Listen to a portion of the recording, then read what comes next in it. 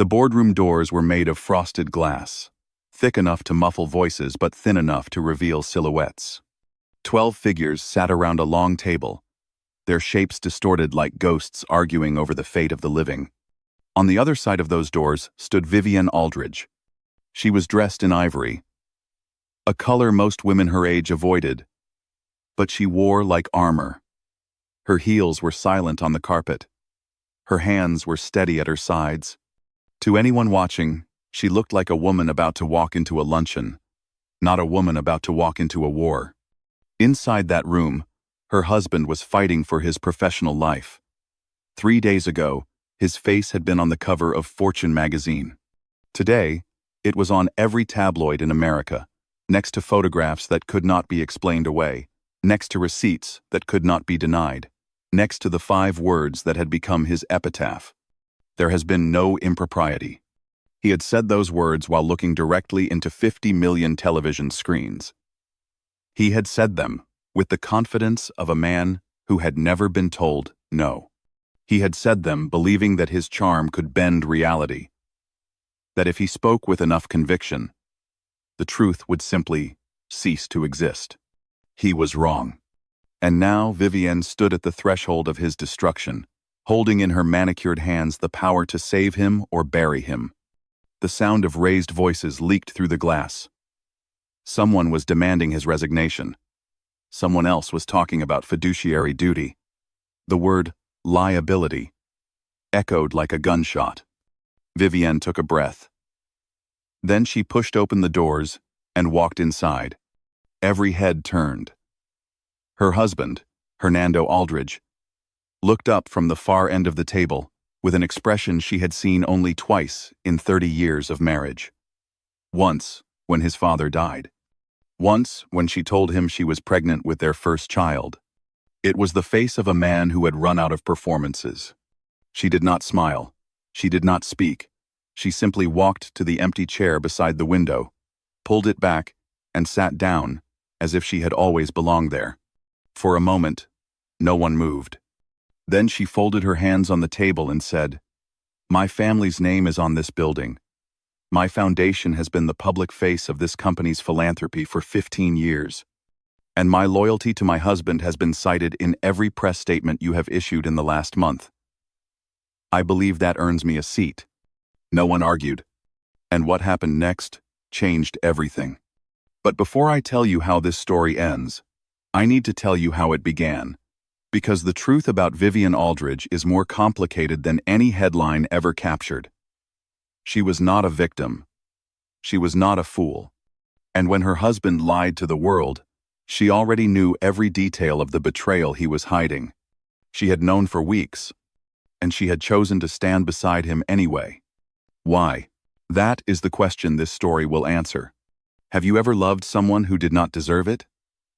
Have you ever watched someone you trusted lie to your face and wondered whether your loyalty made you strong or simply made you blind? Have you ever stood at the crossroads of your own life and asked yourself the hardest question of all? Do I stay or do I go? Do I fight for this marriage or do I fight for myself? Vivienne Aldridge asked herself that question every day for 30 years. And on this October afternoon in 1998, she was about to give the world her answer. This is the story of a husband who built an empire and nearly destroyed it with a single lie. It is the story of a wife who loved him through the deception, not because she was naive, but because she was waiting for him to choose honesty, waiting for him to trust her with the truth. He never did. And when the truth finally came out, Hernando Aldridge discovered something that shattered him more than any scandal ever could. His wife's devotion was deeper than his understanding of it. Her loyalty was not a weakness. It was power. And she had been giving him chance after chance to become the man she needed him to be. He failed every single time. What happens when you love someone through their worst lie? What happens when forgiveness is not the end of the story, but the beginning of a reckoning neither of you saw coming? Stay with me. Because the truth Hernando Aldridge was not ready for is the same truth that might just change your life. Let us go back to the beginning. 6 weeks before the crisis, Hernando Aldridge was the most photographed businessman in America. The Fortune magazine crew had been setting up in his corner office since 7 in the morning. Lighting rigs, reflector screens, a makeup artist who kept insisting on powdering his forehead even though he told her he never sweated under pressure. He was 52 years old, and he had spent 3 decades perfecting the art of looking like exactly what people wanted to see. The photographer positioned him by the window, the Philadelphia skyline stretching behind him like a kingdom awaiting its king. 40 stories below, the streets hummed with traffic and ambition, with people who checked their Meridian cable boxes every night and logged onto the internet using Meridian dial-up services, and never once thought about the man whose signature was on the contracts that made it all possible. Hernando thought about them constantly. Not with compassion, with hunger. Every customer was a vote of confidence. Every subscription was proof that he mattered. "Can you look contemplative?" the photographer asked. "Like you are thinking about the future." Hernando knew exactly what that meant. He had performed contemplation 1,000 times. The slight furrow of the brow, the distant focus of the eyes, the suggestion that behind this polished exterior lived a mind too vast for ordinary concerns. He gave them the shot. They thanked him profusely. The magazine would hit newsstands in 2 weeks, with the headline, "The Empire Builder." After they left, his assistant appeared in the doorway. A woman named Ruth, who had been with him for 11 years and knew better than to ask questions she did not want answered. "Your wife called," Ruth said. "Something about the Foundation Gala guest list." Hernando nodded without looking up. He was checking his phone, scrolling through messages with the practiced efficiency of a man who received hundreds daily and responded to perhaps a dozen.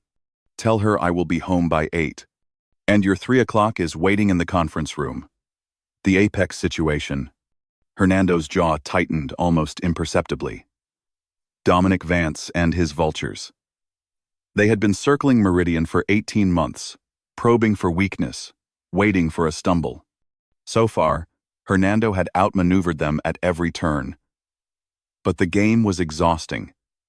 And lately, he had begun to wonder how many more moves he had left. "Send them in." Ruth nodded and disappeared. Hernando looked at his phone one more time. A single text message from a number he should have deleted months ago. 3 words. "I miss you." He stared at the screen for a long moment. Then he pressed delete and slipped the phone into his pocket. What his father never understood, Hernando thought as he straightened his tie, was that power required sacrifice.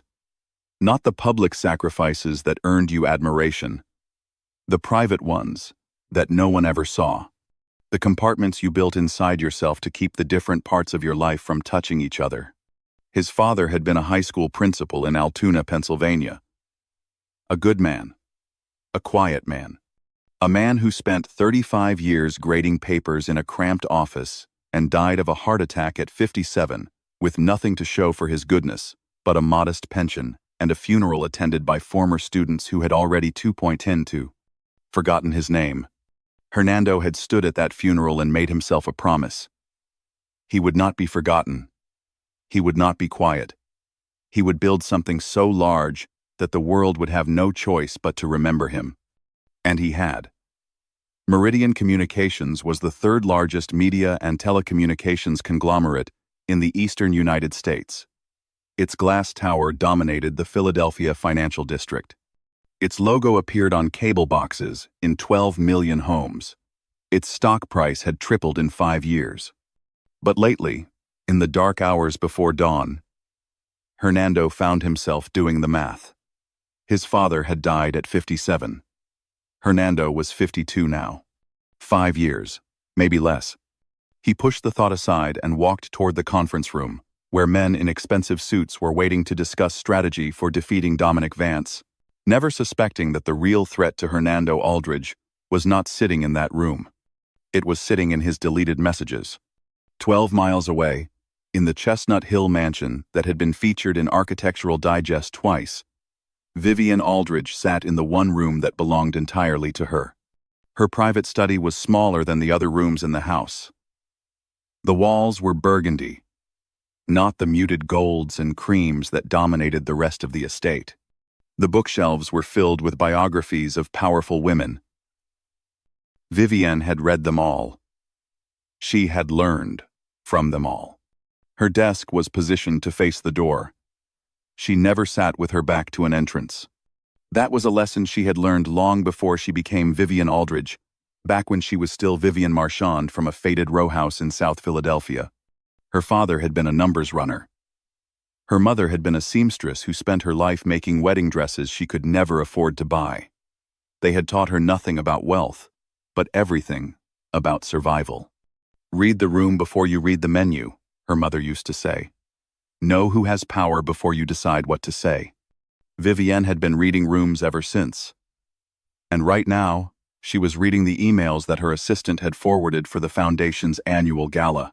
RSVPs from donors, confirmations from caterers, a seating chart that required the diplomatic precision of a United Nations summit because you could not put the Hartleys next to the Pembrokes, not after what happened at the symphony benefit. She scrolled through the messages with practiced efficiency. Then, she stopped. One email was different. It had been forwarded accidentally, swept up in the batch. The sender's name was unfamiliar. The subject line was simple. "I thought you should know." Vivienne clicked it open. For a long moment, she did not move. Her face remained perfectly still, the way it remained still when she received bad news at charity auctions, the way it remained still when she overheard gossip at galas. The email contained photographs. Her husband at a restaurant, leaning close to a young woman. Her husband in a hotel lobby, his hand on the small of her back. Her husband in a way that could not be explained as professional. There were documents too, expense reports, hotel receipts, a paper trail that would later be described as inexcusably sloppy. Vivienne read the email 3 times. She examined each photograph carefully, the way she examined seating charts, the way she examined everything. Then she closed her laptop with steady hands. She did not cry. She did not reach for the phone. She did not call her daughter, or her best friend, or the divorce attorney whose number she had memorized years ago, just in case. Instead, she walked to the window and looked out at the gardens she had designed. Every hedge was precisely trimmed. Every flower was placed with intention. The lawn stretched toward the tree line like green velvet, perfect and controlled. Like her life, like her marriage. She had known, of course. Not the specifics, but the pattern. The late nights explained too smoothly. The assistant, who had suddenly transferred to another division 3 years ago. The way Hernando sometimes looked at her with gratitude that felt indistinguishable from guilt. She had chosen not to investigate. Chosen not to confront. Chosen to believe that these episodes were noise, not signal. That the architecture of their marriage was sound. That he always came home. And he did. He always came home. But this was different. This was evidence. This was photographs and receipts and timestamps. This was not something she could unknow. Vivienne stood at the window for a long time. The afternoon light shifted across the gardens. Somewhere in the house, a clock chimed 4. She made a decision. She would not confront him. Not yet. Not until she understood exactly what she was dealing with. Not until she knew exactly what she was going to do. This was not weakness. This was strategy.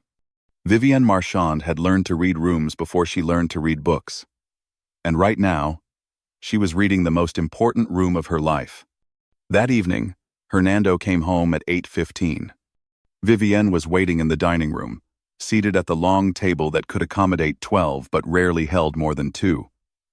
The staff had prepared Dover sole and roasted vegetables, Hernando's favorites. Candles flickered in silver holders that had been wedding gifts from people whose names she no longer remembered. You look tired, Vivienne said as he kissed her cheek. The Apex situation, Hernando replied, taking his seat across from her. Vance is making moves again. He's convinced he can find a weak point. Anything I should worry about? Hernando met her eyes. In 30 years of marriage, she had learned to read every micro-expression on his face. The slight tightening around his mouth when he was stressed. The flicker in his gaze when he was lying. Nothing I cannot handle. There it was. The flicker. Vivienne smiled and reached for her wine glass. Good. The foundation gala is in 3 weeks, and I need you focused. The Hartleys finally confirmed, which means we have to move the Pembrokes to the 2nd tier. Whatever you think is best. You know I trust your judgment on these things. Yes. She did know. They ate in comfortable silence. The way couples do after 3 decades of shared meals. Outside the windows, the October darkness gathered in the gardens. Inside, the candles burned steadily, casting warm light on the china and crystal that surrounded them. To anyone watching, they would have seemed like the perfect couple. Elegant, established, enviable. To Vivienne, they seemed like 2 actors performing a play they had rehearsed so many times that the lines had become indistinguishable from truth. How is Nathaniel? Hernando asked. Is he still working on that documentary? He is presenting at a festival next month. I told him we would try to attend. Hernando's expression shifted, almost imperceptibly. Their son had always been a sore point. 27 years old.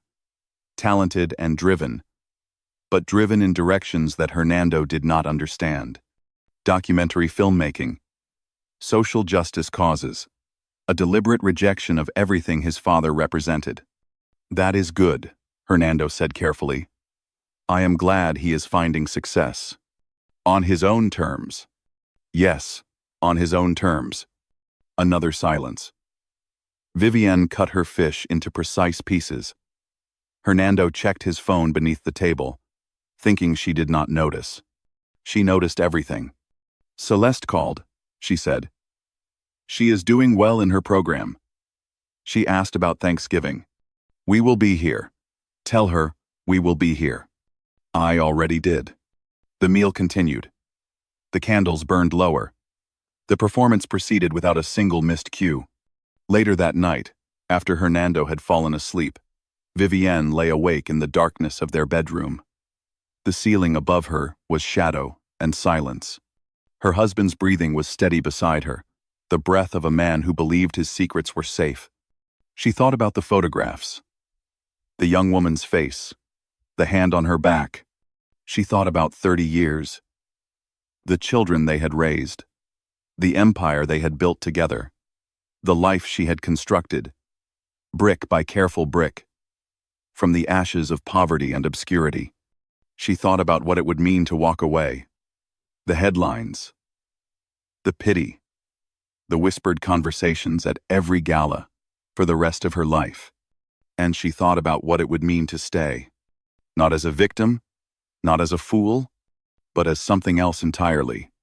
The decision she was making would take time. It would require patience and precision. It would require her to watch and wait, to give him every opportunity to confess on his own, to see if the man she had married was still in there somewhere, underneath all the performances.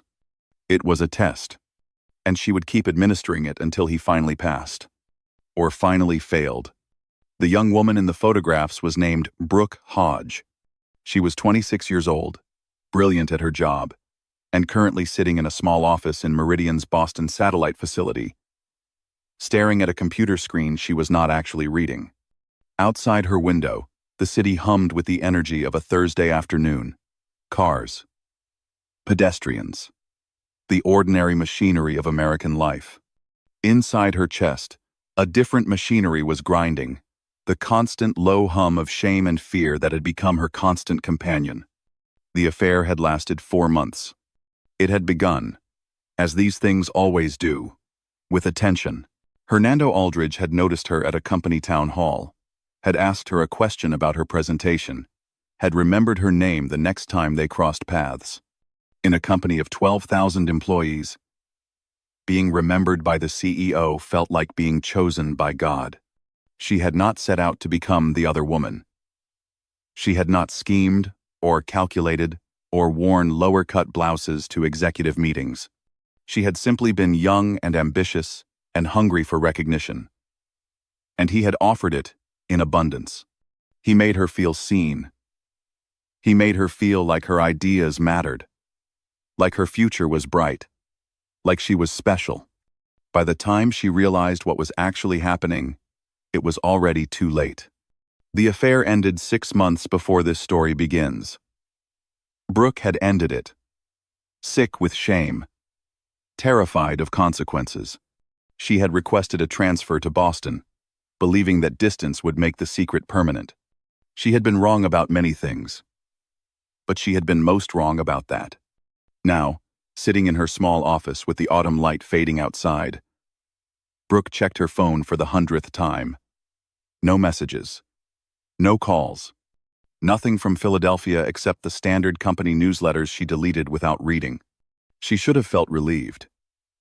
Instead, she felt like a woman standing on a fault line, waiting for an earthquake that might never come, or might come tomorrow. Her phone buzzed. She grabbed it instantly, heart pounding. It was her mother, asking about Thanksgiving plans. Brooke exhaled slowly, set the phone down, and tried to focus on her work. She did not know that 300 miles away, photographs of her were sitting in Vivienne Aldridge's private study. She did not know that those same photographs had also been sent to a journalist named Iris Kavanagh. She did not know that the earthquake was not coming tomorrow. It was already here. Welcome to the Isle of Secrets. If you are new here, I am so glad you found us. This channel is dedicated to stories of love, betrayal, power, and the choices that define us. Stories about people who have everything and risk losing it all. Stories about the secrets we keep and the truths we cannot escape. If this is your first time watching, take a moment right now to hit that subscribe button and tap the notification bell. That way, you will never miss a new story when it drops. And I want to hear from you. Leave a comment telling me where you are watching from right now. Are you in the United States? The UK? Nigeria? The Philippines? Wherever you are in the world, drop your location in the comments. I read every single one, and I love seeing how far these stories travel. Now, let us continue. Because what happens next is when everything begins to fall apart. 1 week after Vivienne received the anonymous email, the journalist received one too. Iris Kavanagh had been covering Meridian Communications for 7 years. She knew where the bodies were buried. Metaphorically speaking, the regulatory concerns that had been quietly settled, the political donations that had purchased convenient legislation, the whispers of ethical flexibility that followed Hernando Aldridge like a shadow, but she had never been able to prove anything significant enough to print. Until now. The email arrived at 11:43 on a Tuesday night. Iris was still at her desk at the Philadelphia Tribune, surrounded by cold coffee and stacks of documents, when her inbox chimed. Subject line: I thought you should know. The same subject line, the same anonymous sender, the same photographs and receipts. But for Iris, this was not a personal tragedy. It was the story of a lifetime. She printed the photographs. She verified the hotel records. She cross-referenced the expense reports with Meridian's publicly available financial disclosures. Everything checked out. The next morning, she walked into her editor's office and closed the door. I need to make a call to Meridian's PR department, she said. The editor looked up from his computer. What have you got? Iris laid the photographs on his desk. The editor studied them for a long moment. His expression did not change, but Iris could see the calculations happening behind his eyes. Legal exposure. Circulation numbers. The difference between a scandal and a career-making story. Make the call, he said finally. But be careful. Aldridge has lawyers who eat journalists for breakfast. Iris nodded and returned to her desk. The call went out that afternoon. A standard request for comment. A routine inquiry about the CEO's personal conduct. By evening, the rumor had spread through Meridian's executive floor like wildfire. Hernando Aldridge received the news in his corner office at 6:15. His chief communications officer, a man named Warren Blake, who had been managing corporate crises for 20 years, delivered it with the practiced calm of a surgeon delivering a terminal diagnosis. "The Tribune is asking questions," Warren said. "They have photographs. They have receipts. They are running the story with or without our comment." Hernando stood at the window, his back to the room. The Philadelphia skyline glittered in the early evening darkness. 40 stories below, the streets were full of people who still believed in him. "What exactly do they have?" Warren hesitated. "Photographs of you and a young woman. Hotel records. Expense reports that tie back to your discretionary account." "Her name?" Warren hesitated again. "Brooke Hodge, Junior Communications Director. She transferred to Boston 6 months ago." Hernando closed his eyes briefly. When he opened them, his expression had solidified into something cold and determined. "I want our legal team on this tonight. I want to know exactly what they have and exactly where they got it. And I want a press conference scheduled for tomorrow morning." "What are you going to say?" Hernando turned to face him.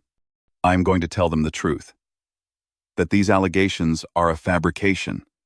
That there has been no impropriety. That my competitors have resorted to character assassination because they cannot beat me in the marketplace." Warren's face remained carefully neutral.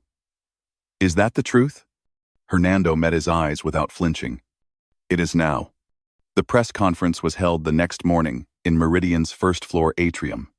Camera crews from every major network had set up their equipment beneath the soaring glass ceiling. Reporters clutched notepads and digital recorders. The air hummed with anticipation. The particular electric charge that precedes a public execution. Hernando Aldridge walked to the podium like a man walking to his coronation. He was flanked by lawyers and communications specialists, but he did not look at them. He looked directly into the cameras, directly into the eyes of 50 million Americans who were about to hear him lie. "Good morning. I am here to address the malicious rumors that have been circulating about my personal conduct." He paused, letting the silence build. "These allegations are a fabrication, generated by competitors who cannot beat Meridian in the marketplace and have resorted to character assassination. There has been no impropriety. I have been faithful to my wife, to my company, and to the truth." Another pause. His voice hardened. "The accusation is a lie, and I will not dignify it with further comment. Thank you." He turned and walked away without taking questions. Behind the cameras, Iris Kavanagh watched him go. She had been in this business long enough to recognize a performance when she saw one, and she had enough evidence to prove it was exactly that. 12 miles away, Vivienne Aldridge watched the press conference on the television in her living room. She stood motionless in the center of the room, arms crossed, as her husband delivered his categorical denial to the world.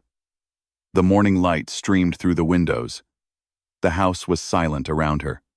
There has been no impropriety. The words hung in the air like a verdict. He had not confided in her. He had not called last night to warn her what was coming. He had not trusted her with the truth before he gave the world his lie. Which meant that when he looked into those cameras and said there has been no impropriety, he was not just lying to 50 million strangers. He was lying to her. She could end this now. A single phone call to Iris Kavanagh, whose name and number she had already obtained. The evidence she had already gathered. She could walk away and take half of everything. But that was not what she wanted. What she wanted was harder to name. It was something like justice, but not the kind that courts dispensed. It was something like power, but not the kind that came from destroying another person. It was the chance to see who he really was. Vivienne walked to the closet and retrieved her coat. She called for her driver. She told him to take her to Meridian Tower. 20 minutes later, the elevator doors opened on the executive floor. The scene was chaos. Communications, staff rushing between offices, phones ringing incessantly. The particular panic that comes when a carefully constructed image begins to crack. Vivienne walked through it all like a queen walking through a battlefield. She found her husband in his corner office, surrounded by lawyers and advisors. When she appeared in the doorway, every conversation stopped. Hernando looked up. For a moment, his composure faltered. She saw the fear beneath his performance, the desperate hope that she was here to save him. "Vivienne," he said, "you came." She did not answer. She simply walked to his side, took his hand, and turned to face the room. "My husband has made a statement," she said. "I stand by him. Now, I believe you all have work to do." The room emptied within seconds. When they were alone, Hernando pulled her into an embrace. His voice was thick with emotion. "Thank you. I do not know what I would do without you." Vivienne allowed him to hold her. She let him believe that her presence meant she believed his denial. She let him interpret her loyalty as confirmation that his charm had worked, that his performance had succeeded, that the crisis was over. He had no idea that she knew everything. He had no idea that this was not forgiveness. It was a test, and he had just failed it again. The press conference changed the nature of the story. Within 24 hours, Hernando Aldridge's denial had become the focus of national attention. Cable news analysts debated whether he was telling the truth or lying through his teeth. Opinion columnists argued about the nature of privacy in public life. Social media exploded with hot takes and conspiracy theories. But something else happened too. Something Vivienne had not anticipated. She became the story. The first profile appeared 2 days after the press conference, a full-page piece in the lifestyle section of the Tribune with the headline, "Vivienne Aldridge, the woman who stands by her man." The article was sympathetic in the way that made her want to scream. It praised her elegance, her composure, her remarkable strength in the face of scandalous allegations. It quoted anonymous sources who described her as a class act and the real power behind the throne. It also included a single, devastating line. "Whether Mrs. Aldridge is a victim of circumstance or a willing participant in her husband's deception remains an open question." Other articles followed. Opinion columns debated whether she was a saint or a fool. Television pundits speculated about what she knew and when she knew it. Strangers began approaching her at charity events to offer condolences for a grief she had never publicly acknowledged. The pity was excruciating. Vivienne had spent 30 years constructing a public persona that commanded respect. She had learned how to enter a room and own it, how to smile in a way that suggested she knew secrets but would never tell them, how to project power without ever raising her voice. Now, everywhere she went, she saw the looks, the whispered conversations that stopped when she approached. The women who had once envied her now regarding her with something that looked suspiciously like relief. Finally, their expressions seemed to say, "Finally, she is not so perfect after all." But Vivienne noticed something else too. The board had stopped panicking. In the days after the press conference, Meridian's stock price had stabilized. Institutional investors who had been making nervous phone calls had gone quiet. The emergency board meeting that had been scheduled for the following week had been postponed indefinitely. And the reason, according to every analyst and commentator, was her. Vivienne Aldridge's public support for her husband had become the company's most valuable asset. Her presence at his side signaled that the family was united, that the crisis was manageable, that Meridian would endure. She had power she had never fully understood, and she began to consider how to use it. 3 weeks after the press conference, Hernando Aldridge believed he had survived. The Tribune had not published its story. The rumors had faded from the front pages. The stock price had recovered. His corner office still commanded its view of the Philadelphia skyline. Life had returned to something resembling normal. One evening, he came home with a gift. A velvet box from the jeweler that had supplied every anniversary and birthday present for 30 years. Inside were 2 first-class tickets to Paris. He found Vivienne in her study, reviewing Foundation correspondence. When he presented the box, he did so with the flourish of a man who believed he was making a grand, romantic gesture. "I know things have been difficult," he said. "I know I have been distracted. But you have been my rock through all of this. And I want to show you how much that means to me." Vivienne opened the box. She studied the tickets without expression. Paris.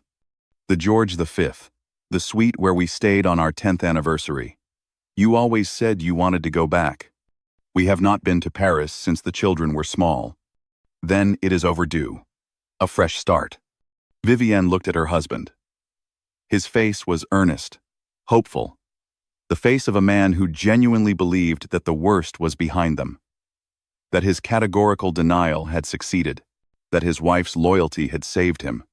He had no idea she was still waiting. She closed the box and set it on her desk. "This is very thoughtful," she said. "We can discuss the dates later." She did not thank him. She did not kiss him. She turned back to her correspondence with the air of a woman who had already moved on to more important matters. Hernando hesitated, sensing something off but unable to identify it. Then he leaned down and kissed her forehead. "I love you," he said. "I hope you know that. I know you believe you do." He did not hear the qualification. He heard only the words he wanted to hear. Later that night, after he had gone to bed, Vivienne sat alone in her study with the evidence spread before her. The photographs, the receipts, the timeline she had reconstructed from corporate records she should not have been able to access. She thought about the Paris tickets. The gesture of reconciliation from a man who had never actually reconciled. She thought about the question she had not yet asked him directly. The question she was waiting for him to answer on his own. "Would you ever have told me?" The silence of the house was her only response. The Aldridge children arrived separately for dinner that weekend.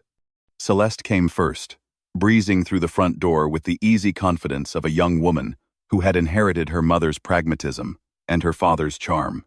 At 23, she was finishing her graduate degree in art history, already networking her way toward a curatorial position at a museum that would be impressed by the Aldridge name. "Mom, the house looks beautiful, as always." Vivienne embraced her daughter with genuine warmth. Celeste had always been the easier child. She understood the rules of their world without needing them explained. She knew that wealth came with obligations, that legacy required maintenance, that some silences were more eloquent than speech. "Your father is in his study. He has been looking forward to seeing you." Celeste nodded and glided toward the study, leaving Vivienne alone in the foyer. Nathaniel arrived an hour later. He was 27, dark-haired like his mother, intense in ways that made strangers uncomfortable. He had rejected his father's path early and completely, choosing documentary filmmaking over corporate succession, choosing uncomfortable truths over comfortable lies. When he hugged his mother, she felt the tension in his shoulders. "You look tired," she said. "I have been working on a new project. It is taking more out of me than I expected." "What is it about?" Nathaniel hesitated. "Powerful men who believe they are above consequences." Vivienne studied her son's face. Something was wrong. Something beyond his usual simmering resentment. "That sounds ambitious." "It is." He paused, then added, "I am fine." The press conference. The allegations. You just appeared beside him like nothing was wrong. "That is what spouses do, Nathaniel." "Is it?"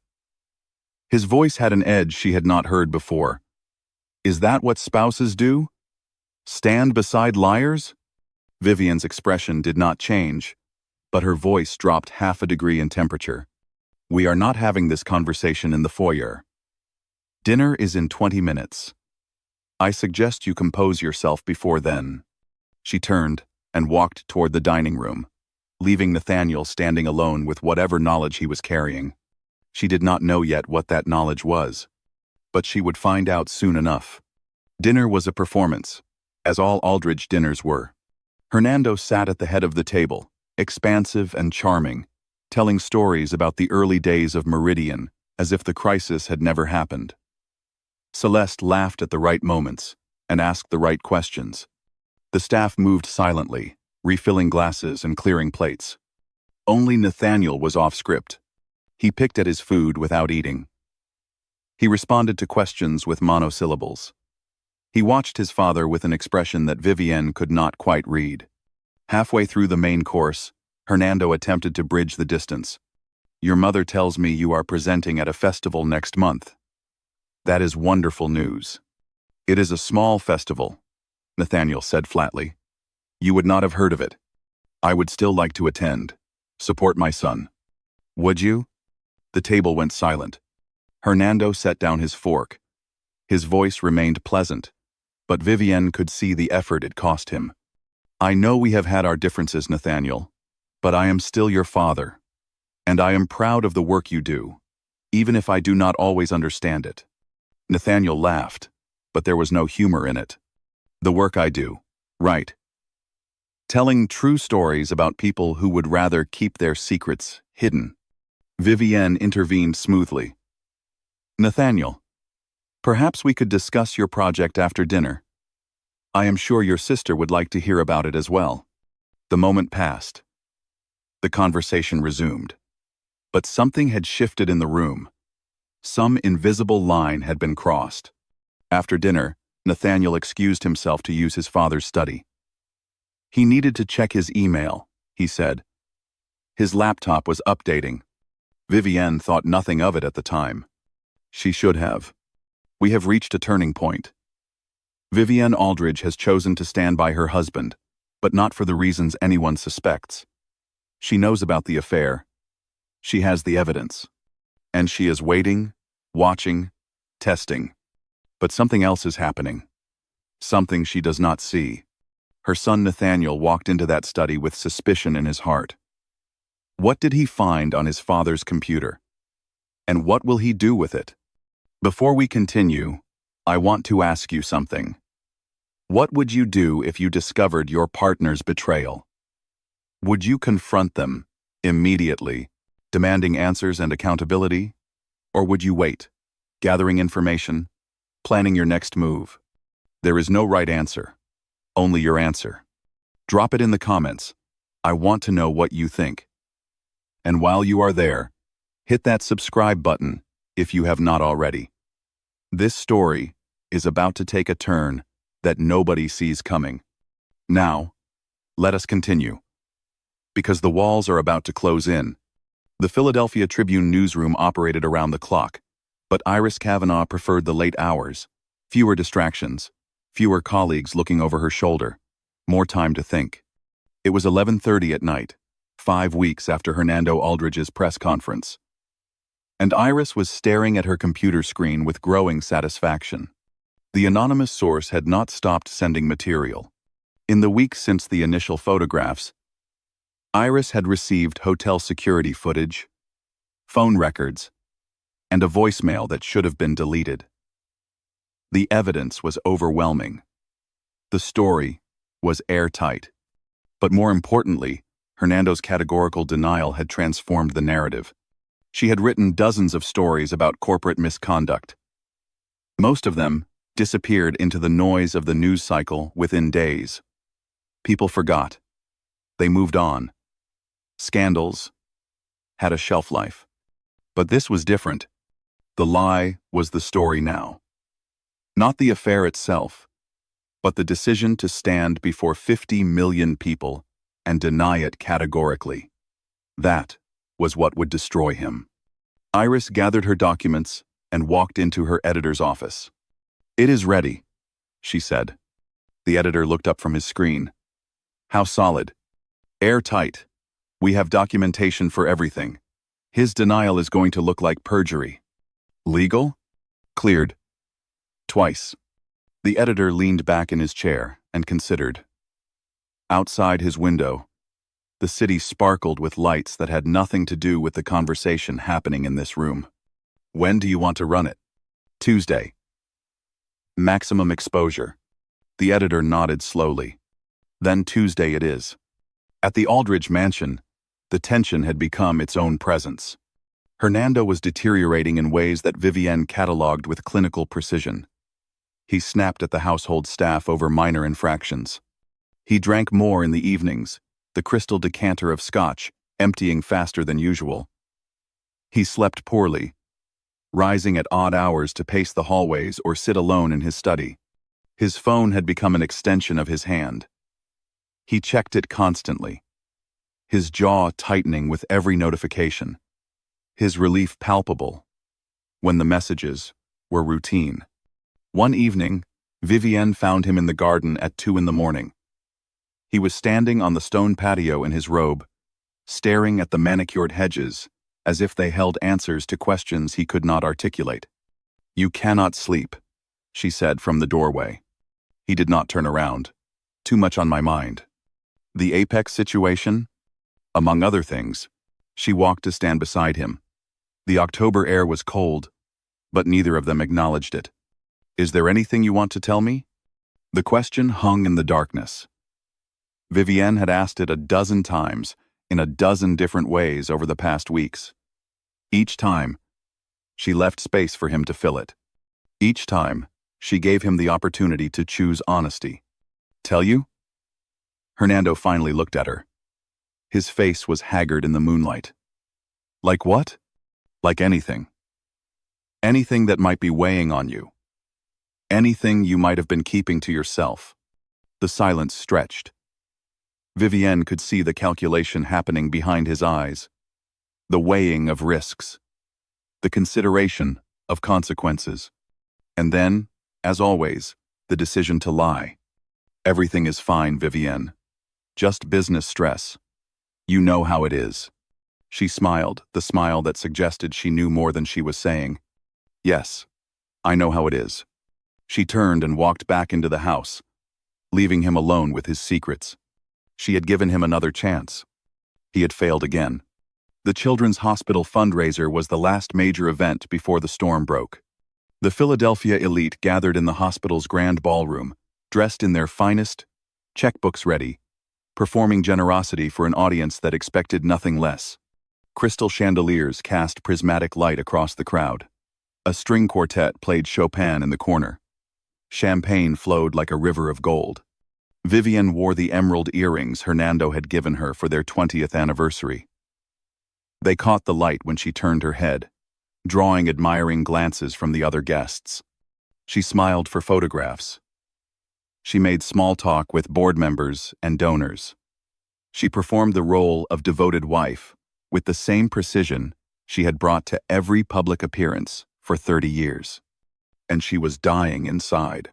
She knew what was coming. She did not know the exact date, but she knew the shape of it.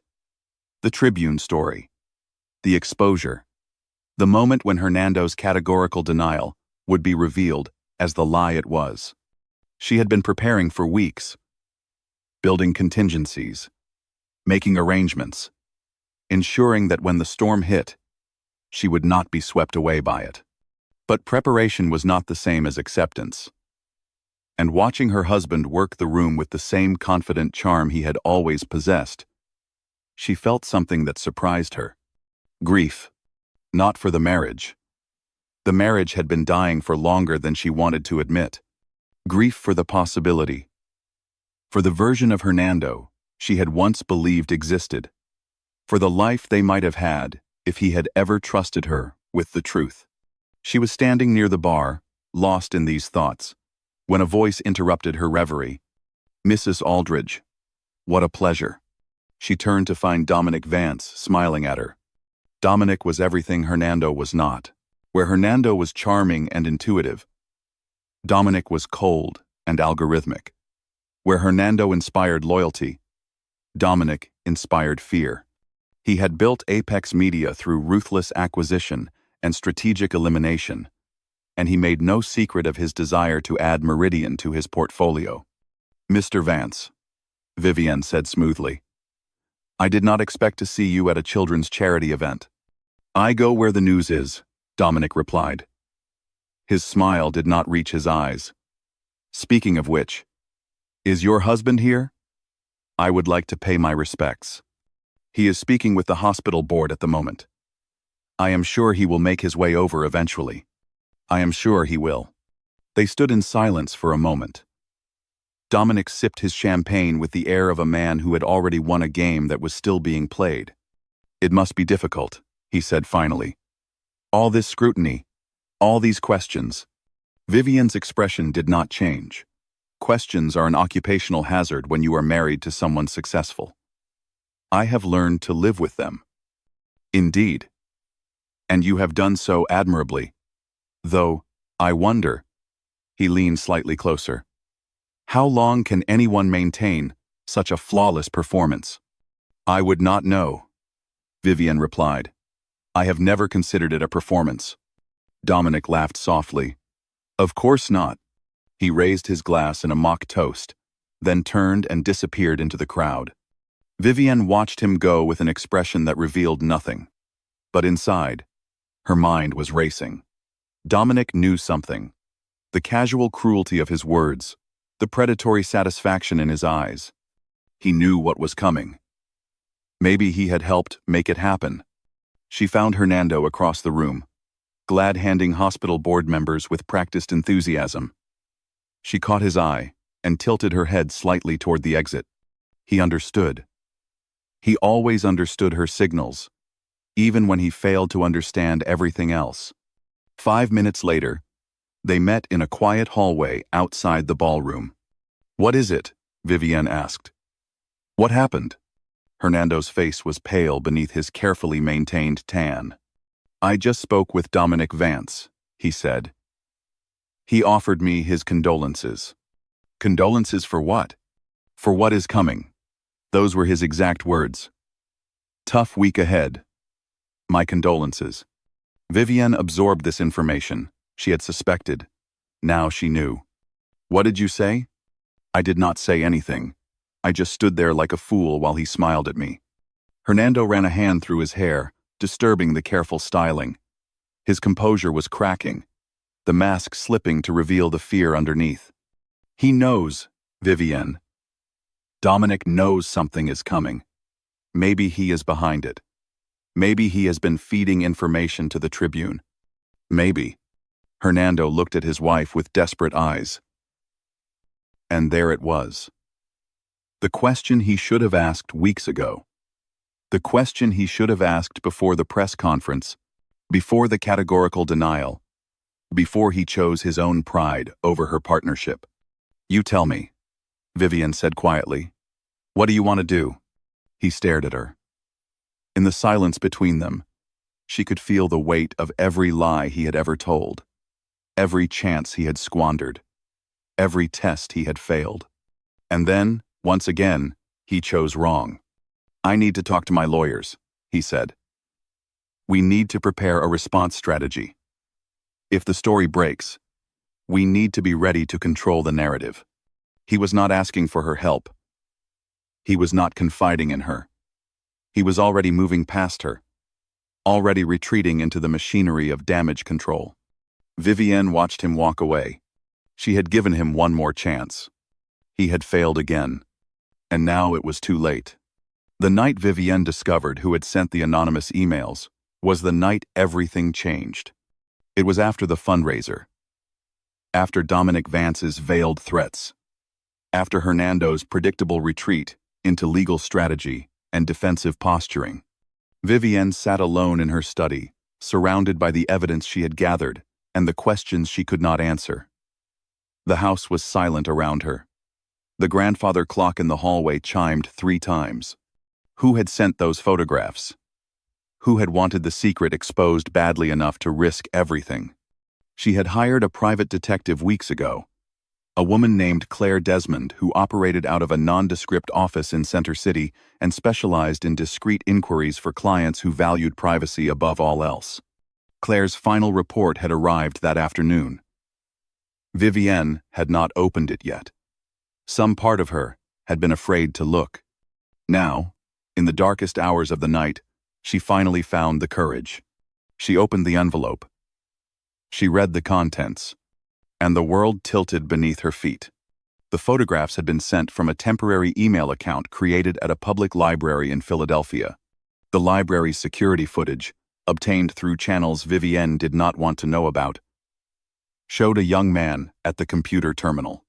The young man was Nathaniel. Vivienne read the report 3 times. She studied the grainy photograph of her son, hunched over a keyboard, uploading the evidence that would destroy his father's career. Her hands did not shake. Her breath did not catch. She had spent 50 years learning to control her reactions, to process shock and grief and rage without letting any of it show. But inside, something was breaking. Her son, her firstborn child. The boy she had nursed and raised and defended against his father's disappointment for 27 years. He had done this. Not Dominic Vance. Not a spurned rival. Not an enemy. Her son. She did not confront him immediately. She waited 3 days, letting the knowledge settle, examining it from every angle, considering every possible response. Then she called him. Nathaniel arrived at the mansion on a Thursday evening. He thought he was coming for a routine visit. He found his mother waiting in her study, with the door closed. "Sit down," Vivienne said. Her voice was calm, perfectly controlled. Nathaniel obeyed, though his expression showed confusion. "What is going on? Is everything okay?" Vivienne studied her son, the face so like her own, the intensity that he had inherited from generations of survivors. "I know what you did." Nathaniel went very still. "I know about the emails. I know about the photographs. I know you used a public library computer because you thought it would be untraceable." His face drained of color. "How did you—" "That does not matter. What matters is that I know." The silence stretched between them. Nathaniel's composure shattered, piece by piece, replaced by something that looked like defiance, mingled with fear. "I was trying to protect you," he said finally. "Were you?" "He was lying to you. He has been lying for months, maybe years, and you were just standing there, defending him, pretending everything was fine. And you decided that what I needed was for you to expose him publicly, without asking me, without warning me." "I thought you did not know," Nathaniel said desperately. "I thought you were a victim. I was trying to set you free." Vivienne stood and walked to the window. The gardens were dark beyond the glass, invisible in the winter evening. "Let me tell you something about myself, Nathaniel. Something I have never told anyone." She paused, gathering herself. "I knew. I have known for years. Not the specifics, but the pattern. The late nights, the assistants who suddenly transferred, the way your father looks at me with gratitude that feels like guilt." Nathaniel stared at her. "But then why? Why did I stay? Why did I stand beside him? Why did I play the loyal wife, while he made a fool of me behind my back?" She turned to face him. "Because that is what I chose. I chose this life. I chose this marriage.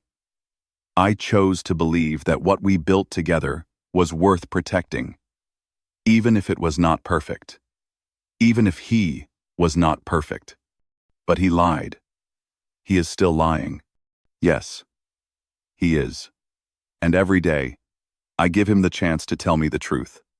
Every day, I wait to see if he will finally trust me enough to be honest. And he does not. No, he does not."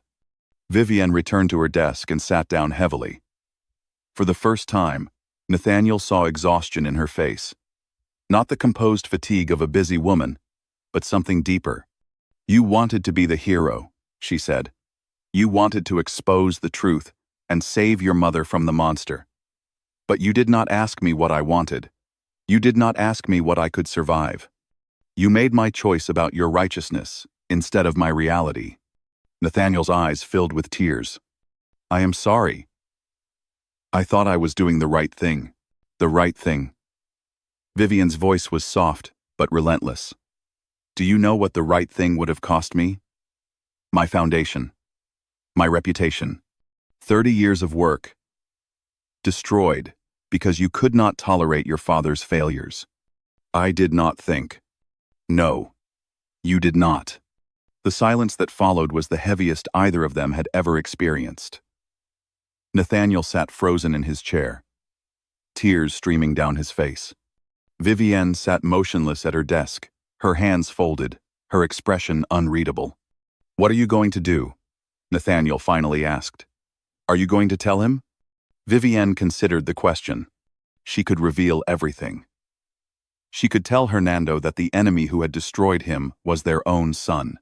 She could watch his rage redirect itself, could see the confrontation that would shatter what remained of their family. Or she could stay silent. She could protect Nathaniel from his father's wrath. She could let Hernando believe that Dominic Vance or some other rival had been responsible. But protecting Nathaniel meant protecting the lie. It meant letting Hernando believe he had been ambushed by enemies instead of betrayed by family. It meant giving him an excuse for his failure instead of forcing him to confront what he had actually done. She could not protect both of them. She could not save her son and save her husband. Not anymore. "I do not know," Vivienne said finally. "I do not know what I am going to do." Nathaniel rose from his chair. His face was ravaged with guilt. "I am so sorry, Mom. I never meant—" "Go home," Vivienne interrupted gently. "We will talk more later, but right now, I need you to go." He left without another word.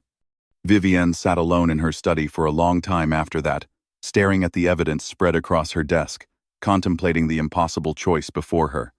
Outside, the sky was beginning to lighten. A new day was coming, and with it, the storm that would change everything. That is where I am going to pause the first part of this story. You have now met the players. You understand the stakes. You know the secrets that are about to collide. A husband who cannot stop lying. A wife who has been waiting for the truth. A son who thought he was saving his mother, but may have destroyed her instead. And a story that is about to explode into the open.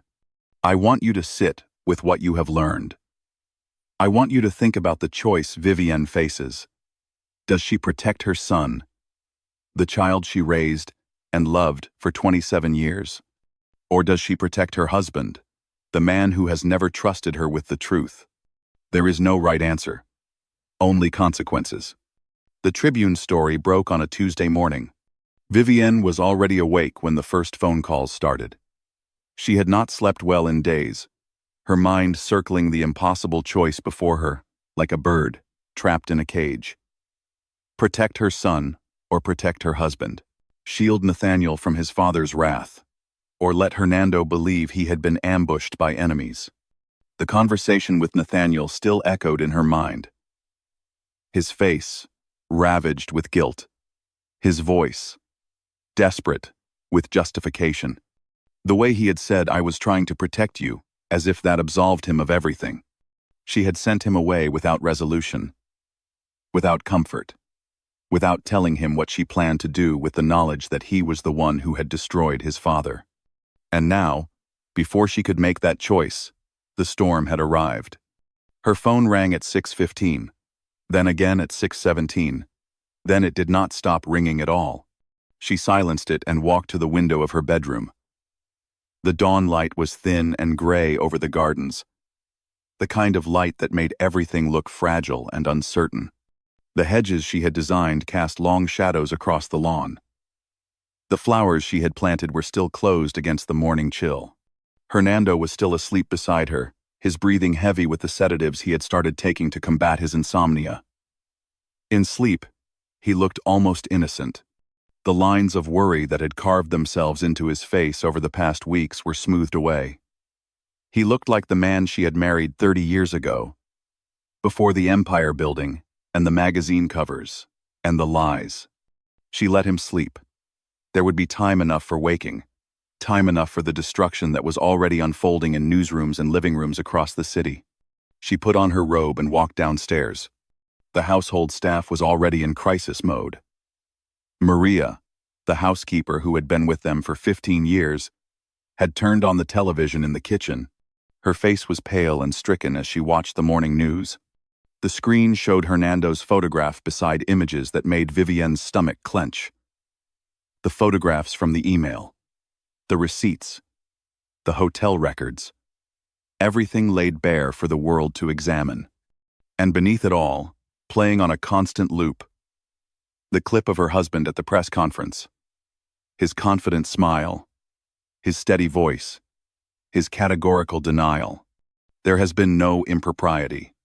Those 5 words had become his epitaph. The anchor's voice was grave and measured, carrying the particular tone that journalists reserve for stories they know will define careers.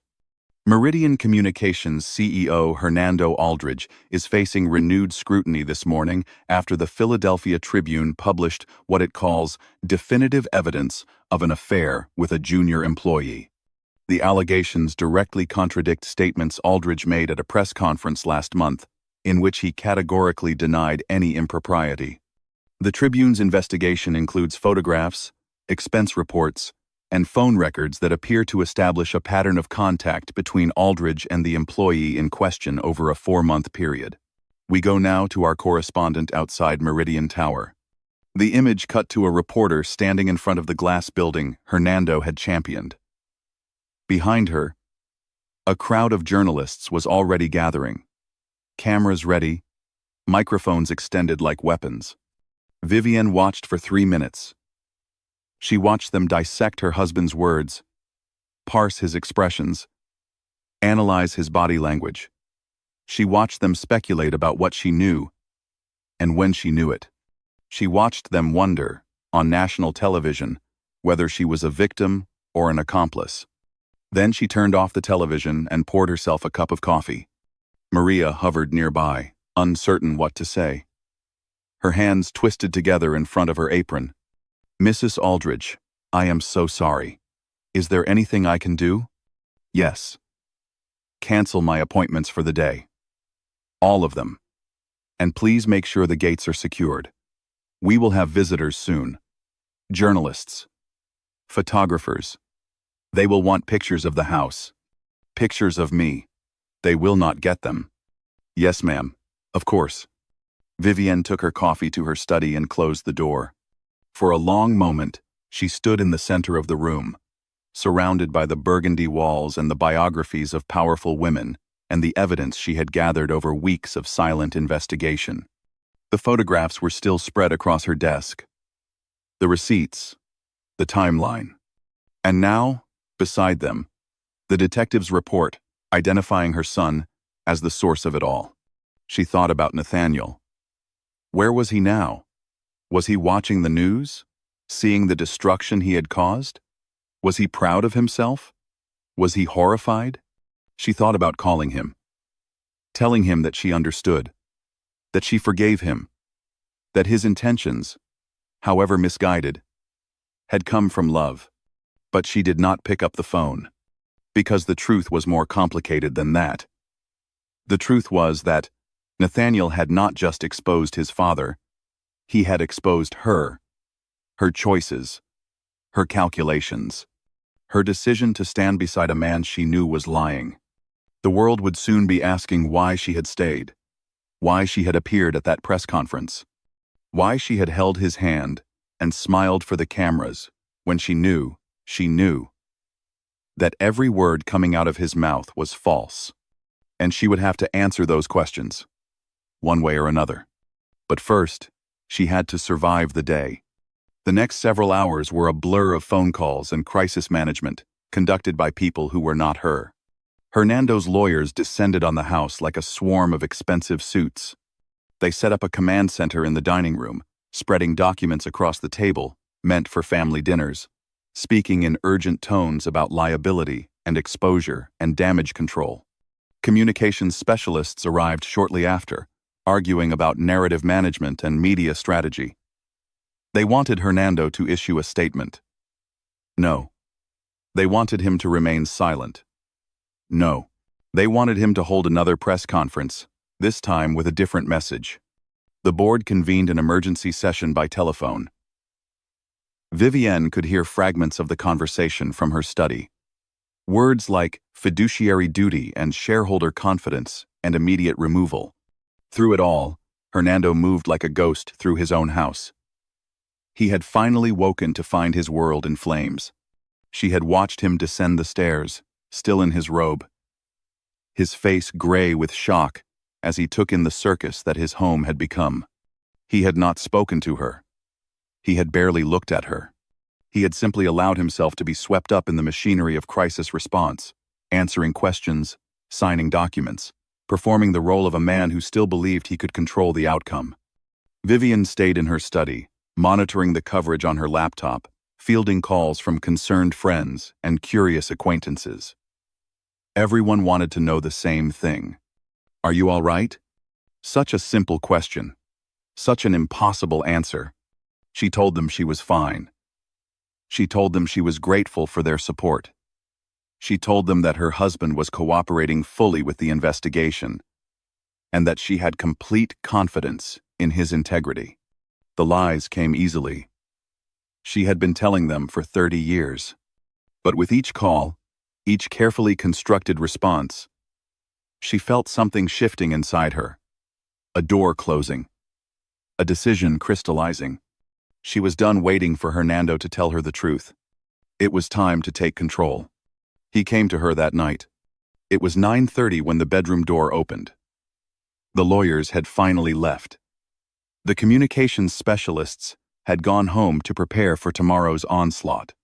The house was quiet in the way that only very large houses can be quiet, the silence pressing in from every corner. Hernando stood in the doorway, looking like a man who had aged 10 years in 12 hours. His tie was loosened. His shirt was wrinkled. The buttons were misaligned, as if he had dressed himself in the dark. The confidence that had always been his armor was gone, stripped away by the relentless grinding of the news cycle. In its place was something raw and broken, something Vivienne had never seen before. "May I come in? It is your bedroom too." He walked slowly across the room, his footsteps heavy on the carpet. He sat on the edge of the bed, facing her, his hands hanging between his knees. His head was bowed, unable to meet her eyes. For a long moment, neither of them spoke. The clock on the mantel ticked steadily. Outside, the wind moved through the trees, a soft, rushing sound that seemed to come from very far away. Then Hernando began to talk. "I should have told you." His voice was rough, stripped of its usual polish. The voice of a man who had spent hours answering questions he did not want to answer, defending positions he could not defend. "I should have told you months ago, years ago. I should have trusted you with the truth instead of trying to protect you from it." Vivienne said nothing. She sat in the armchair by the window, her hands folded in her lap, her expression unreadable. This was the moment she had been waiting for, the confession she had given him countless opportunities to make. And now it was coming, not because he trusted her, but because he had no other choice. "Her name is Brooke." The words fell into the silence like stones into still water. She worked in communications. She was 26 years old, brilliant at her job, ambitious in ways that reminded me of myself when I was young. He paused, his voice catching. "It lasted 4 months. She ended it 6 months before any of this started. She transferred to Boston because she was ashamed, and I was too much of a coward to stop her. Too much of a coward to end it myself." Vivienne listened without expression. She had known most of this already. The detective's report had been thorough, but hearing it from his mouth, hearing him speak the words aloud, was different. It made it real. "I do not know why I did it." Hernando's voice cracked. He was crying now, tears streaming down his face, his shoulders shaking with the effort of containing his grief. I wish I could give you a reason that made sense. I was stressed. The Apex situation. The pressure from the board. I was scared of getting older, scared of becoming irrelevant, scared of turning into my father and disappearing without anyone noticing. He looked up at her. His eyes red and swollen. She made me feel like I still mattered, like I was still someone worth paying attention to. And I know that is pathetic. I know that is the oldest excuse in the book. I know none of those are reasons. None of those are excuses. No, they are not. Vivienne's voice was quiet but steady. She had not moved from her chair. She had not reached for him. She had simply listened, cataloging his words, measuring his sincerity. I lied to you. Hernando's voice broke completely. I lied to the world, but mostly, I lied to you. Every time you asked me if something was wrong, every time you gave me the chance to tell you the truth, I looked into your eyes, and I lied. He buried his face in his hands. And I am so sorry. I am so desperately, completely sorry. I do not know how to fix this. I do not know if it can be fixed. But I need you to know that I am sorry. The silence stretched between them. The clock continued to tick. The wind continued to move through the trees. Finally, Vivienne spoke. Why are you telling me now? Hernando looked up, confusion flickering across his ravaged face. Because I cannot lie anymore. Because the evidence is everywhere. Because I have lost everything else, and I cannot bear to lose you too. So you are telling me because you have no other option. The words were not accusatory. They were simply factual, a statement of the situation as it actually was. I am telling you because I should have told you from the beginning. But you did not. No, I did not. Vivienne rose from her chair and walked to the window. The gardens were invisible in the darkness, but she knew exactly what was out there. Every hedge, every flower, every carefully designed pathway. She had built this life as deliberately as she had built those gardens, and now she was watching it crumble. Do you remember 3 weeks ago, she said slowly, when we were standing in the garden at 2 a.m? I asked you if there was anything you wanted to tell me, anything that might be weighing on you. I remember. And what did you say? Hernando closed his eyes. His voice was barely a whisper. I said everything was fine. Yes, you did. Vivienne turned to face him. And do you remember the night before the fundraiser? When I asked if there was anything I should know? Anything that might affect us? I said there was nothing. I have been asking you that question for weeks, Hernando. In different ways, at different times, giving you every opportunity to choose honesty. And every single time, you chose the lie. He stared at her. Understanding was dawning on his face, slow and terrible, like sunrise over a battlefield. You knew. You have known all along. I received the same photographs the journalist did, weeks before the press conference, weeks before you stood in front of those cameras and lied to 50 million people. Hernando's face went white. The blood drained from his cheeks. His hands trembled visibly. Then why did you come to the press conference? Why did you stand beside me? Why did you hold my hand and smile for the cameras? Because I was waiting. Vivienne's voice was steady, the steadiness of a woman who had spent weeks preparing for this moment. I was waiting to see if you would tell me the truth on your own, if you would trust me enough to be honest before you were forced to be. And I did not. No, you did not. Not once. Not ever. The silence that followed was the loudest silence either of them had ever experienced. It filled the room like water filling a sinking ship, rising around them, threatening to drown them both. Hernando reached for her hand. She did not pull away, but she did not respond either. Her fingers lay limp in his grasp, offering nothing. What do you want me to do? His voice was desperate now, pleading, the voice of a man who had finally realized that his charm could not save him. Tell me what to do and I will do it. Whatever it takes. Whatever you need. I will go to therapy. I will give up the company. I will spend the rest of my life trying to make this right. Vivienne looked at him for a long moment. At the face she had loved for 30 years. At the man who had built an empire. And nearly destroyed it. With a single lie. Then she asked the only question that mattered. If the evidence had not come out, would you ever have told me? The question hung in the air between them, like a blade suspended over their marriage. Hernando opened his mouth to answer. He wanted to say yes. She could see it in his eyes, the desperate desire to give her the answer she wanted, the answer that might save him. But he could not lie to her anymore. Not now. Not after everything. His silence was her answer. Vivienne withdrew her hand gently. I think you should sleep in the guest room tonight. We both need time to think. Hernando stood slowly. His face was that of a man watching his life collapse in slow motion. Unable to stop it. Unable to look away. I love you, Vivienne. I know I have not shown it. I know I have failed you in every way that matters. But I love you. I need you to believe that. Vivienne looked at him with an expression he could not read. An expression that contained 30 years of love and disappointment and hope and resignation, all compressed into a single glance. I know you believe you do, she said. He left without another word. The door closed behind him, with a soft click.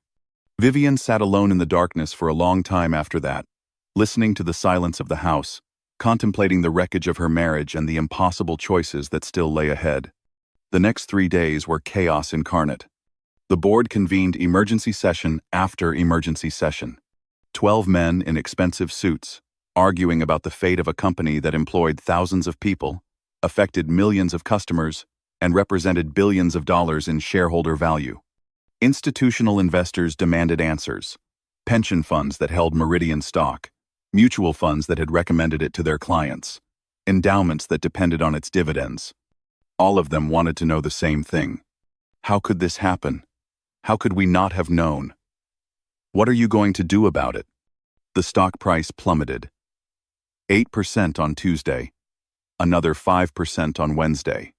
By Thursday, the company had lost nearly $1 billion in market capitalization. Cable news ran the story on a constant loop, filling the hours with analysis and speculation, and the peculiar glee that media organizations display when covering the downfall of the powerful. There has been no impropriety. They played the clip over and over. They freeze-framed his face.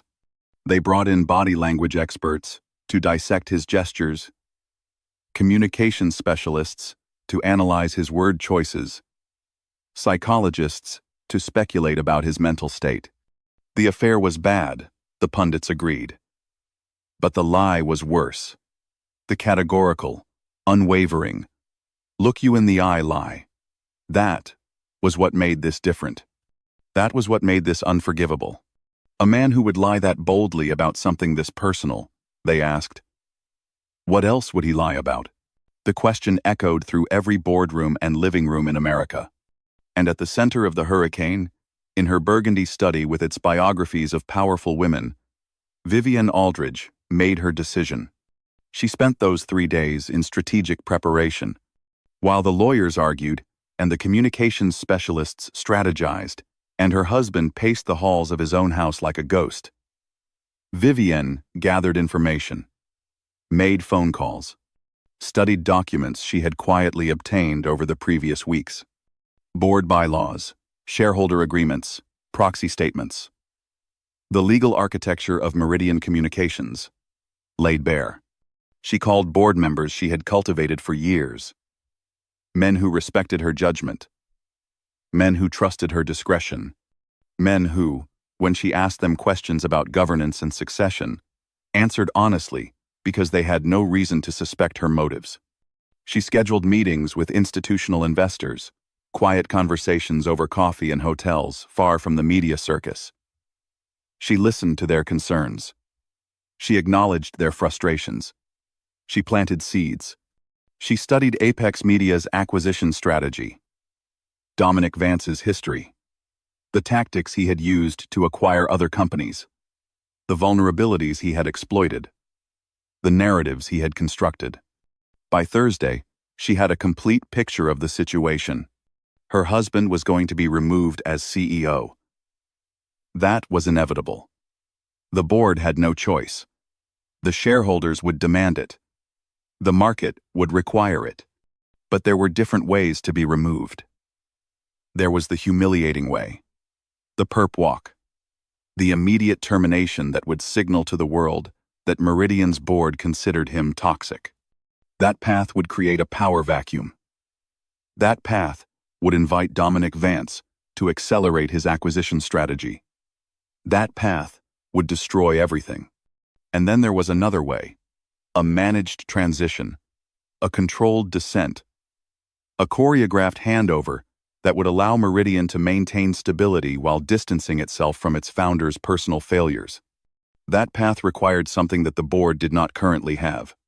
A champion, a voice of reason, someone who could enter the room and reframe the debate, someone who had more credibility in this moment than Hernando Aldridge would ever have again. Vivienne chose her outfit for the board meeting carefully. Ivory. The color of new beginnings. The color of power that does not need to announce itself. The boardroom of Meridian Communications occupied the entire northeast corner of the 40th floor. 12 leather chairs surrounded a table made of polished mahogany that had been imported from Brazil at considerable expense. Floor-to-ceiling windows offered a panoramic view of the Philadelphia skyline, the city spreading out below like a kingdom viewed from a castle. The room was designed to intimidate, to remind everyone who entered that decisions made here affected millions of lives, that the men who sat in these chairs wielded power that most people could not imagine. Hernando Aldridge entered that room knowing he was fighting for his professional survival. He had not slept in 3 days. His lawyers had prepared talking points that he could barely remember. His hands shook slightly as he took his seat at the table, surrounded by faces that ranged from sympathetic to hostile to carefully neutral. The chairman of the board, a silver-haired man named Walter Hutchins, who had served on corporate boards for 40 years, called the meeting to order. "Gentlemen, we are here to address the situation regarding our CEO, the allegations published in the Tribune, and Mr.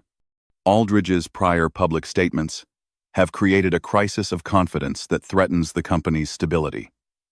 We need to determine the appropriate path forward." Hernando straightened in his chair. He had prepared a statement, an apology, a plea for the chance to make things right. "I want to begin by taking full responsibility." But before he could continue, the boardroom doors opened. Every head turned. Vivienne Aldridge stood in the doorway, dressed in ivory, her expression unreadable. She surveyed the room with the calm assessment of a general examining a battlefield before the final engagement. The board members exchanged uncertain glances. This was unprecedented. Spouses did not attend emergency board meetings. Spouses did not insert themselves into corporate governance. The bylaws said nothing about this situation because no one had ever imagined it would occur. Vivienne did not wait for an invitation. She walked to the empty chair by the window, the chair that was usually occupied by a representative of the company's largest institutional investor, and sat down with the easy grace of a woman who had been commanding rooms for decades. "Mrs. Aldridge." Walter Hutchins' voice was careful, diplomatic. "This is a closed session. Board members only." "My family's name is on this building," Vivienne replied. Her voice was calm but carried clearly to every corner of the room. "My foundation has been the public face of this company's philanthropy for 15 years. And my loyalty to my husband has been cited in every press statement you have issued in the last month. I believe that earns me a seat at this table." No one argued. Vivienne folded her hands on the polished mahogany surface. "Please continue. I believe you were about to discuss my husband's future." The discussion that followed was brutal. Board members laid out the damage in stark terms. Stock price, shareholder confidence, the institutional investors threatening to divest, the regulatory scrutiny that would inevitably follow. The words came at Hernando like blows. Liability, exposure, reputational damage, each one landing harder than the last. "The market has spoken," one board member said. A man named Harrison Wells, who had opposed Hernando's leadership for years and was now barely concealing his satisfaction. "The shareholders have spoken. We have a fiduciary duty to act. Aldridge has to go. Today. No transition period. No face-saving measures. A clean break." Several heads nodded around the table. "With respect," Hernando said, his voice steadier than he felt. "I have led this company for 20 years. I have delivered consistent returns. I have navigated market downturns and regulatory challenges and competitive pressures that would have destroyed lesser organizations. One personal failing does not erase that record." "One personal failing," Harrison repeated. "Is that what we are calling it? You lied to the American public. You lied to your shareholders. You lied to this board. And you did it while looking directly into a camera. That is not a personal failing, Aldridge. That is a character defect." The room was silent. The accusation hung in the air, unanswered and unanswerable. "What would you have us tell the shareholders?" another board member asked. "That we are keeping a CEO who was caught in a lie? That we do not care about integrity? That Meridian's leadership cannot be trusted?" Hernando opened his mouth to respond. But Vivienne spoke first. "May I address the board?" The room went quiet. Walter Hutchins looked at the other members, some of whom shrugged, some of whom nodded, all of whom were curious to hear what the wronged wife had to say. "Please." Vivienne stood. She moved to the head of the table with the easy grace of a woman who had commanded rooms for decades, who knew exactly how to capture attention and hold it. "My husband made grievous errors in judgment." Her voice was clear and steady, filling the room without effort. "He betrayed my trust and deceived the public. Those are facts, and I will not insult your intelligence by denying them. I have no interest in defending the indefensible or excusing the inexcusable." She paused, letting the words settle. Several board members exchanged surprised glances. They had expected her to plead for mercy, to appeal to sentiment, to play the loyal wife one more time. She was doing something else entirely. But this board has a different question to answer. You are not here to judge my husband's character. You are not here to punish him for his personal failures. You are here to protect this company and its shareholders. She began to walk slowly around the table, making eye contact with each board member in turn. "So let me ask you a question. Is Meridian stronger, with Hernando Aldridge guiding a managed transition, accountable and chastened and focused entirely on shareholder value? Or is Meridian weaker with his abrupt departure, creating a leadership vacuum that our competitors will exploit?" She stopped beside the empty chair where Dominic Vance's representative would normally sit. The seat was conspicuously vacant, but everyone knew that Apex Media was watching these proceedings with keen interest. "I know that Apex has been lobbying members of this board for months. I know that Dominic Vance sees this crisis as an opportunity.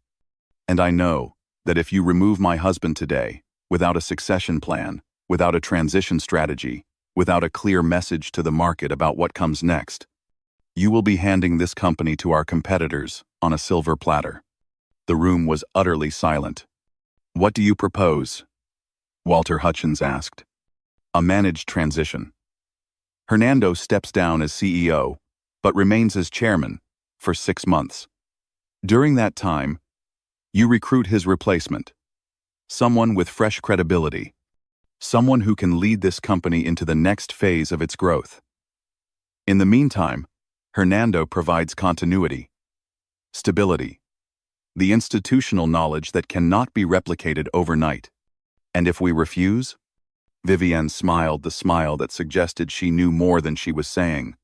"Then you explain to your shareholders why you chose to hand a $3 billion company to Dominic Vance, because you were too proud to accept a compromise." She returned to her seat and folded her hands. The choice is yours, gentlemen. Make it wisely. The vote that followed was not unanimous, but it was decisive. Harrison Wells voted for immediate removal, as did two other board members who had long opposed Hernando's leadership. But the majority sided with Vivienne's proposal. Managed transition. 6-month timeline.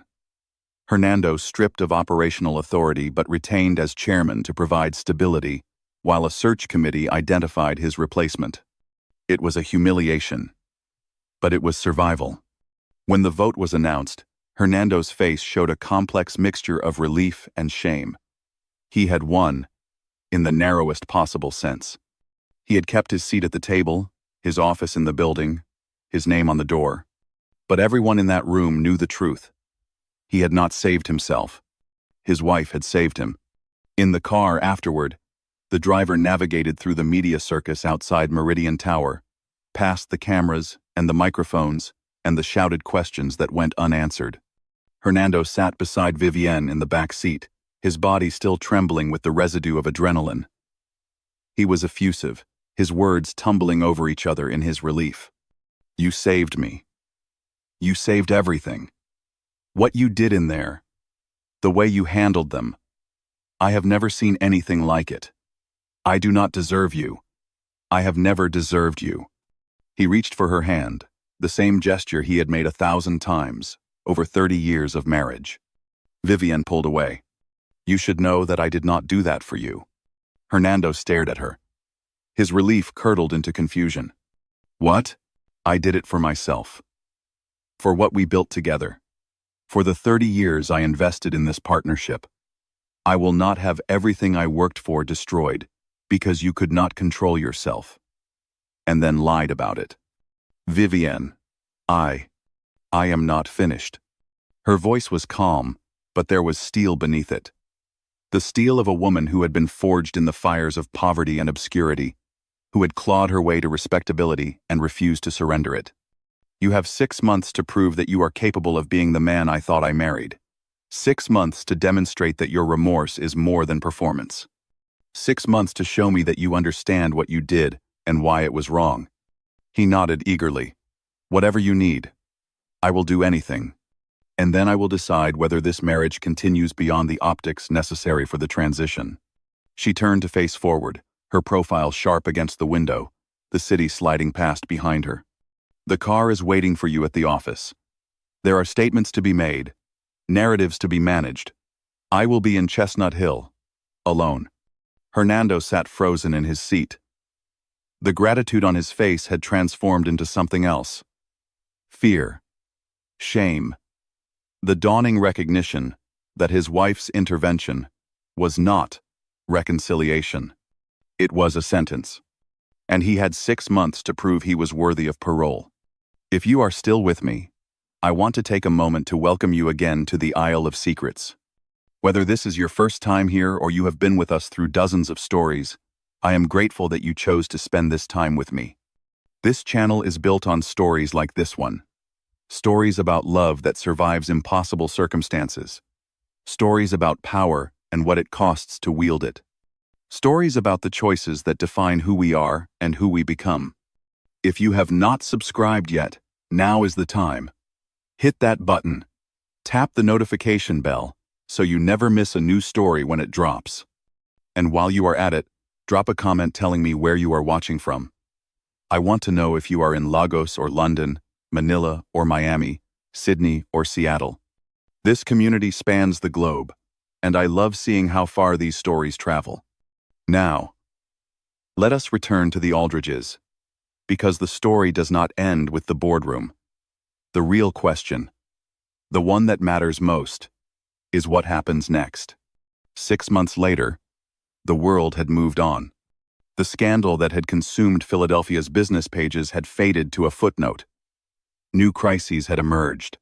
New controversies had captured the public imagination. New faces appeared on magazine covers. New empires rose. New lies were told and exposed. The name Aldridge still appeared in the news occasionally, but it was no longer synonymous with disgrace.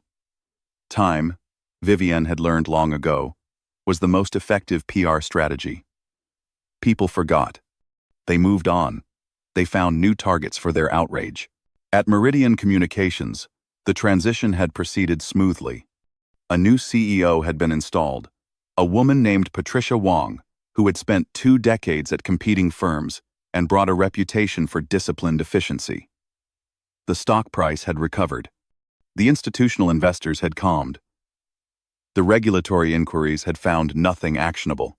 Hernando still occupied a corner office on the executive floor, but it was smaller now.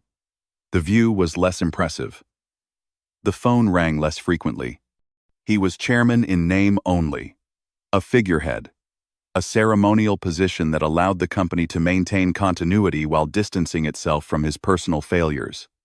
The title that had once commanded respect now served mainly as a reminder of what he had lost. He spent his days reviewing reports that no one asked him to review, attending meetings where his opinions were politely acknowledged and then ignored, lunching with former colleagues who no longer returned his calls. The empire he had built was still standing, but he was no longer its architect. But something else had changed too. Something harder to quantify. Something that Vivienne had begun to notice in the small moments. The unguarded instances when he did not know she was watching. On a Thursday afternoon in early spring, Hernando attended a documentary film screening at a small theater in Center City. The theater was called the Rialto, a converted warehouse that hosted independent films and experimental screenings. It was not the kind of place Hernando would ever have visited in his previous life. Too small, too obscure, too far from the centers of power he used to inhabit.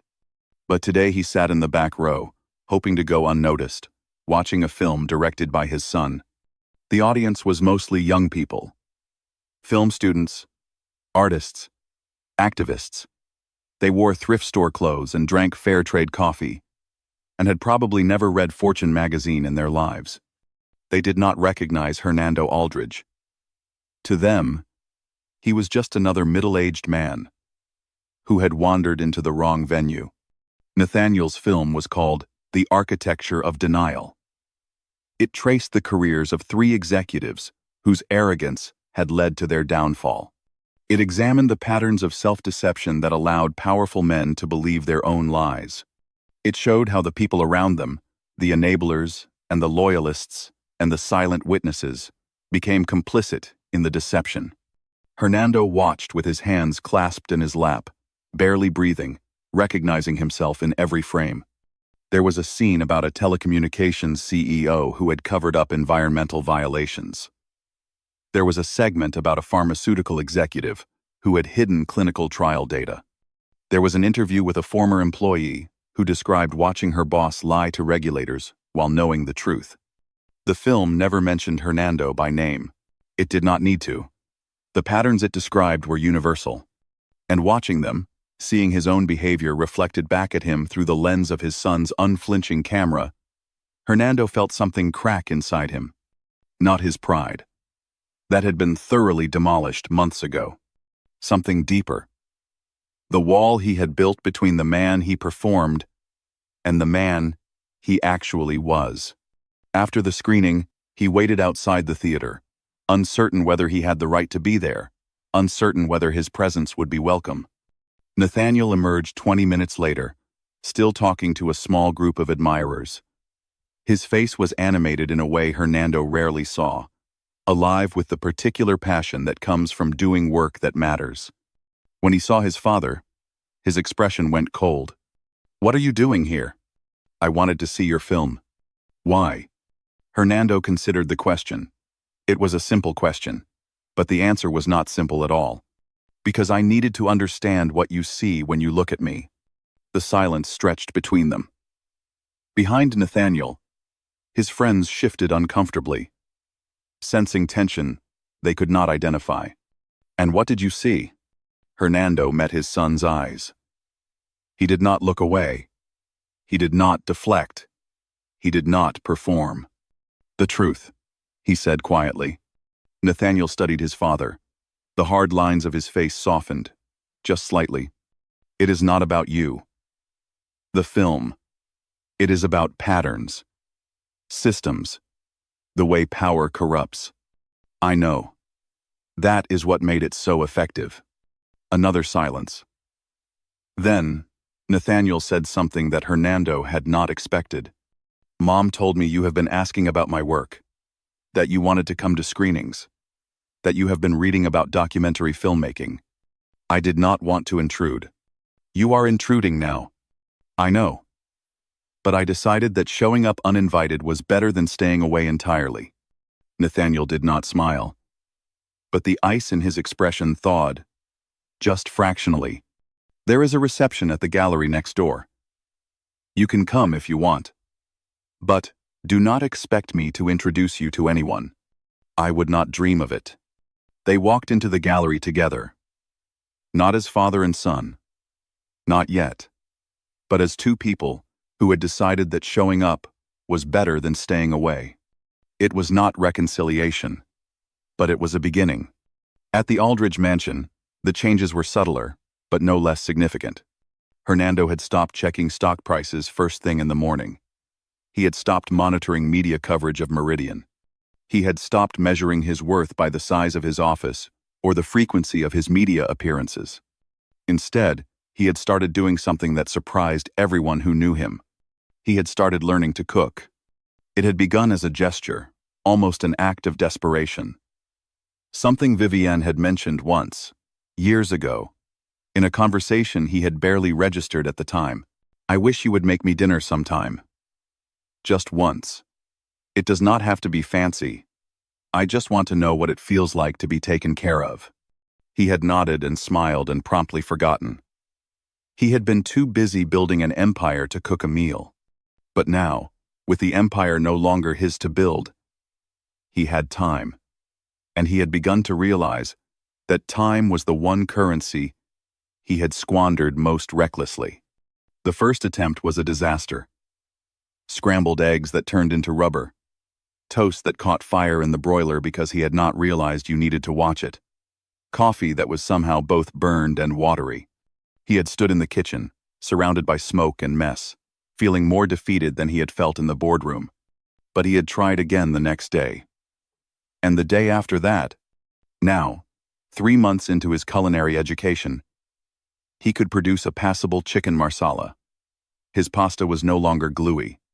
His salads included vegetables he had never heard of before. One evening, Vivienne came home from a foundation event to find him standing at the stove, wearing an apron that looked absurd on a former CEO, stirring something that smelled almost good. What are you doing? I am making dinner. You have never made dinner in your life. I know. That is why I am learning. She studied him for a long moment. The husband she had married would never have stood in a kitchen voluntarily. The husband she had married would have considered cooking beneath him, a task for staff, a skill he had no need to acquire. This was someone different. Someone she did not quite recognize. She sat down at the kitchen counter and watched him work.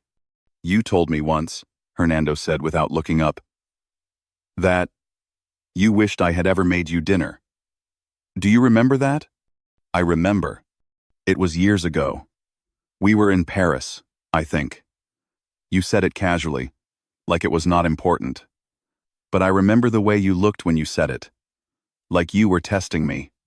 Like you were waiting to see if I was paying attention. He transferred something from a pot to a serving dish. It did not look professional. But it did not look inedible, either. I was not paying attention.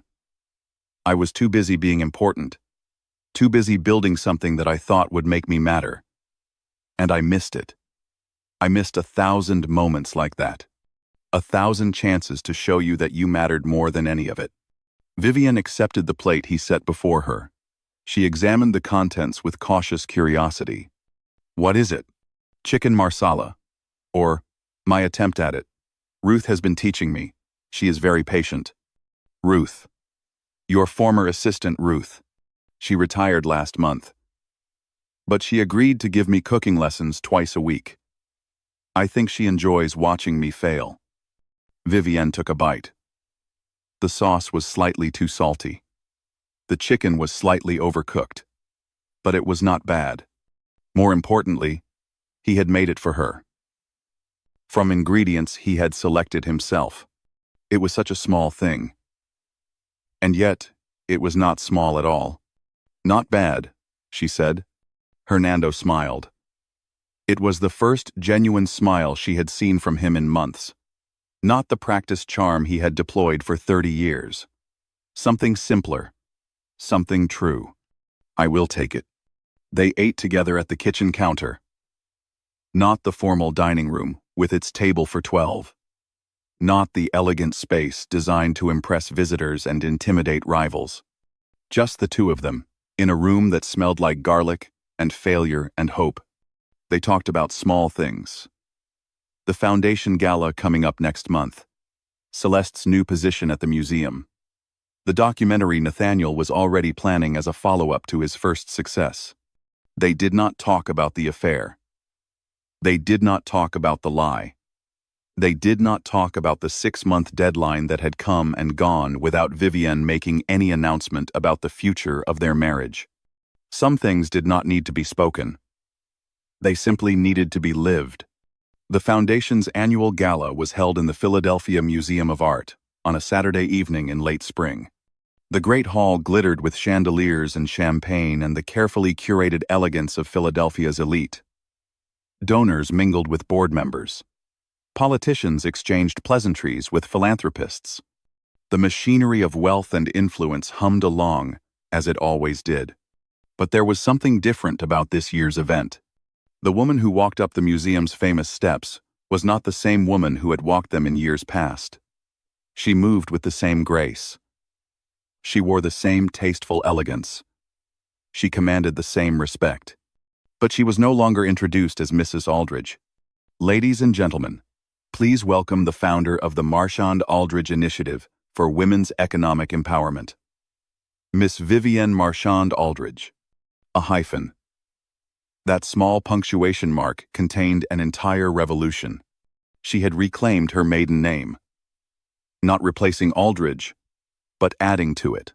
Acknowledging who she had been before she became a wife, before she became a society figure, before she became the woman who stood by her man. The crowd's applause was genuine. In the months since the scandal, Vivienne had leveraged her public ordeal into something remarkable. A national program for women's economic independence. Workshops and grants and mentorship networks that had already touched thousands of lives. She had transformed humiliation into influence. Victimhood into power. She stepped to the podium and looked out at the assembled crowd. Faces she had known for decades. People who had pitied her, admired her, underestimated her. "Thank you for being here tonight. And thank you for your support of the Marchand Aldridge Initiative." Her voice carried clearly through the hall, amplified but not distorted. "When I founded this program, I did so with a simple belief that every woman deserves the resources and the education to determine her own financial future. To make choices based on empowerment, not dependency. To stand on her own feet, no matter what challenges life presents." She paused, letting the words settle. "I have learned something important over the past year. I have learned that the most powerful thing a woman can possess is not wealth or status or social connection. It is the knowledge that she has options, that she is not trapped by circumstance, that her choices are truly her own." In the front row, Hernando watched his wife with an expression of awe and something that looked like pride. He was not seated at the head table this year. He was not introduced as a special guest. He was simply present. One face in the crowd.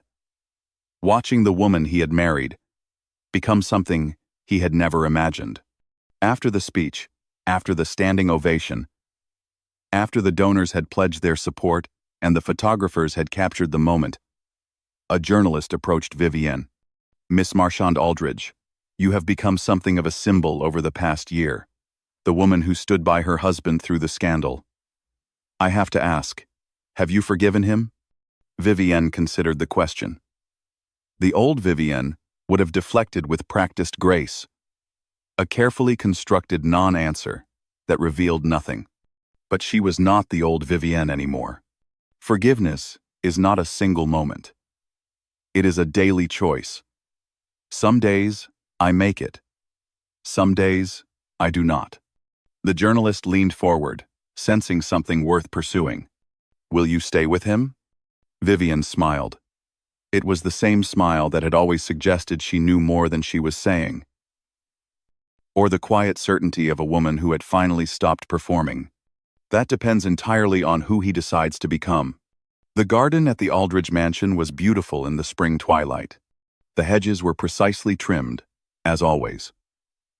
The flowers were blooming in careful arrangements, each color placed with intention. The lawn stretched toward the tree line like green velvet, perfect and controlled. But there was something different about the scene this evening. Two figures stood on the stone patio, watching the sun sink toward the horizon. They were not touching. They were not speaking. They were simply present, occupying the same space for the first time in what felt like forever. The birdsong was fading as the evening deepened. Somewhere in the house, a clock chimed 7.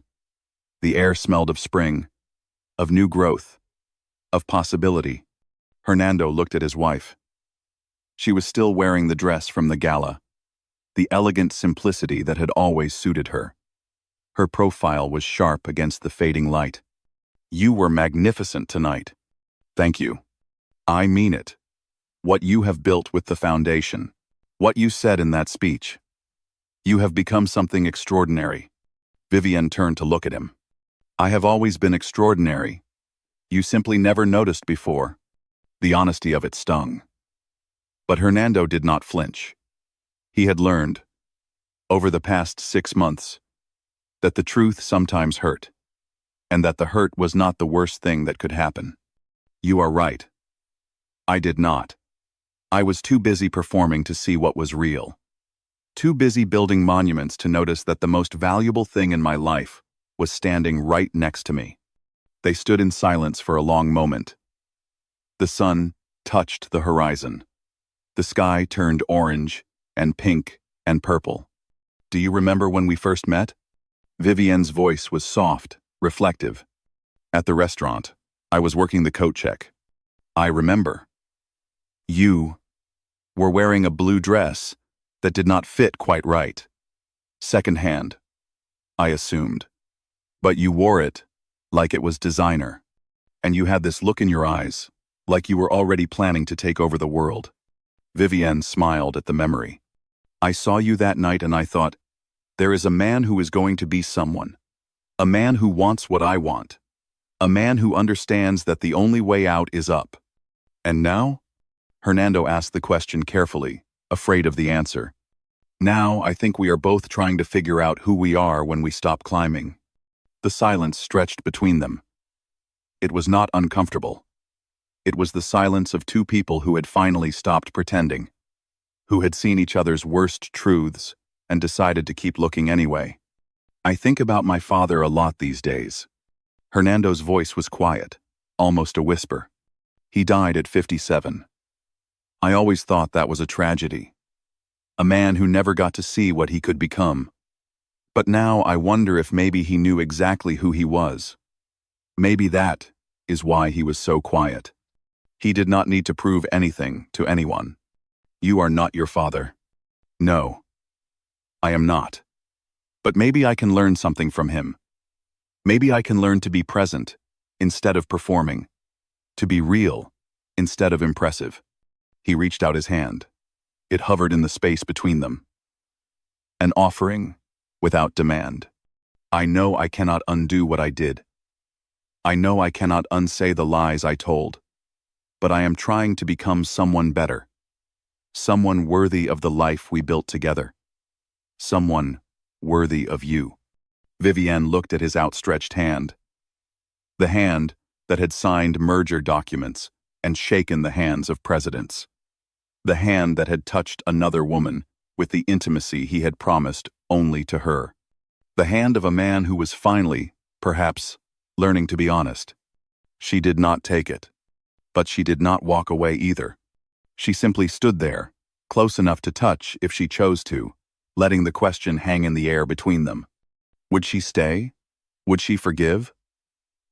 Or would this garden at dusk be the last peaceful moment they ever shared? The camera of our story pulls back slowly. We see them from a distance now. Two silhouettes against the fading light. Two people who have seen each other's worst truths and have not yet looked away. The space between their hands is small. An inch. Maybe. Less. But it contains everything.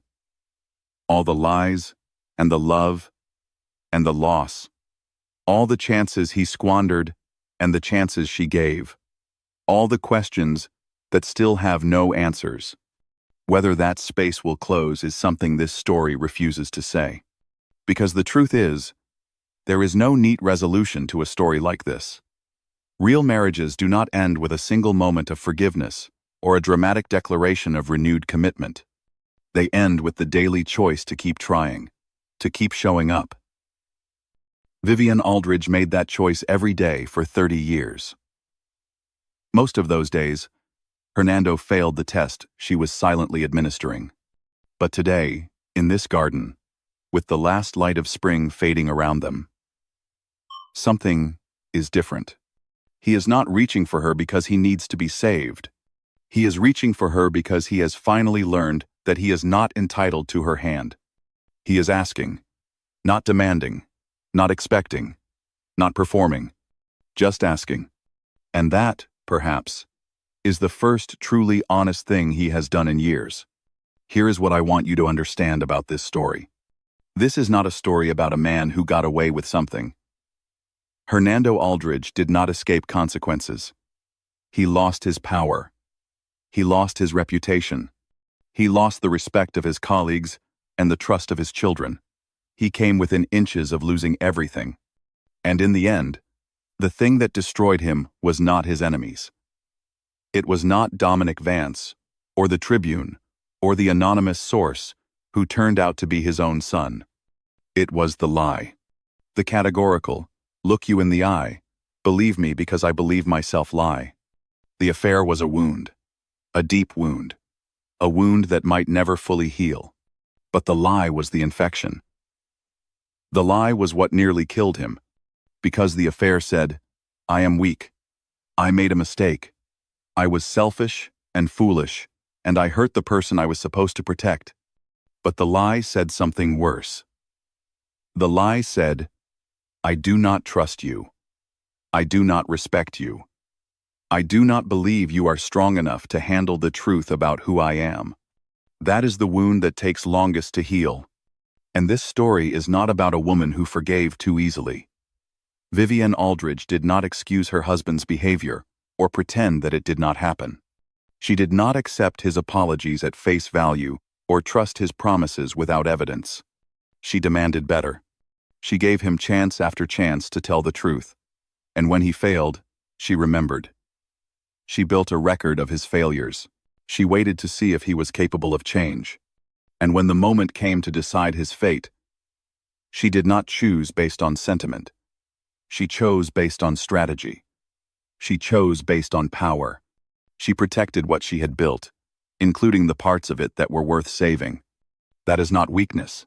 That is strength.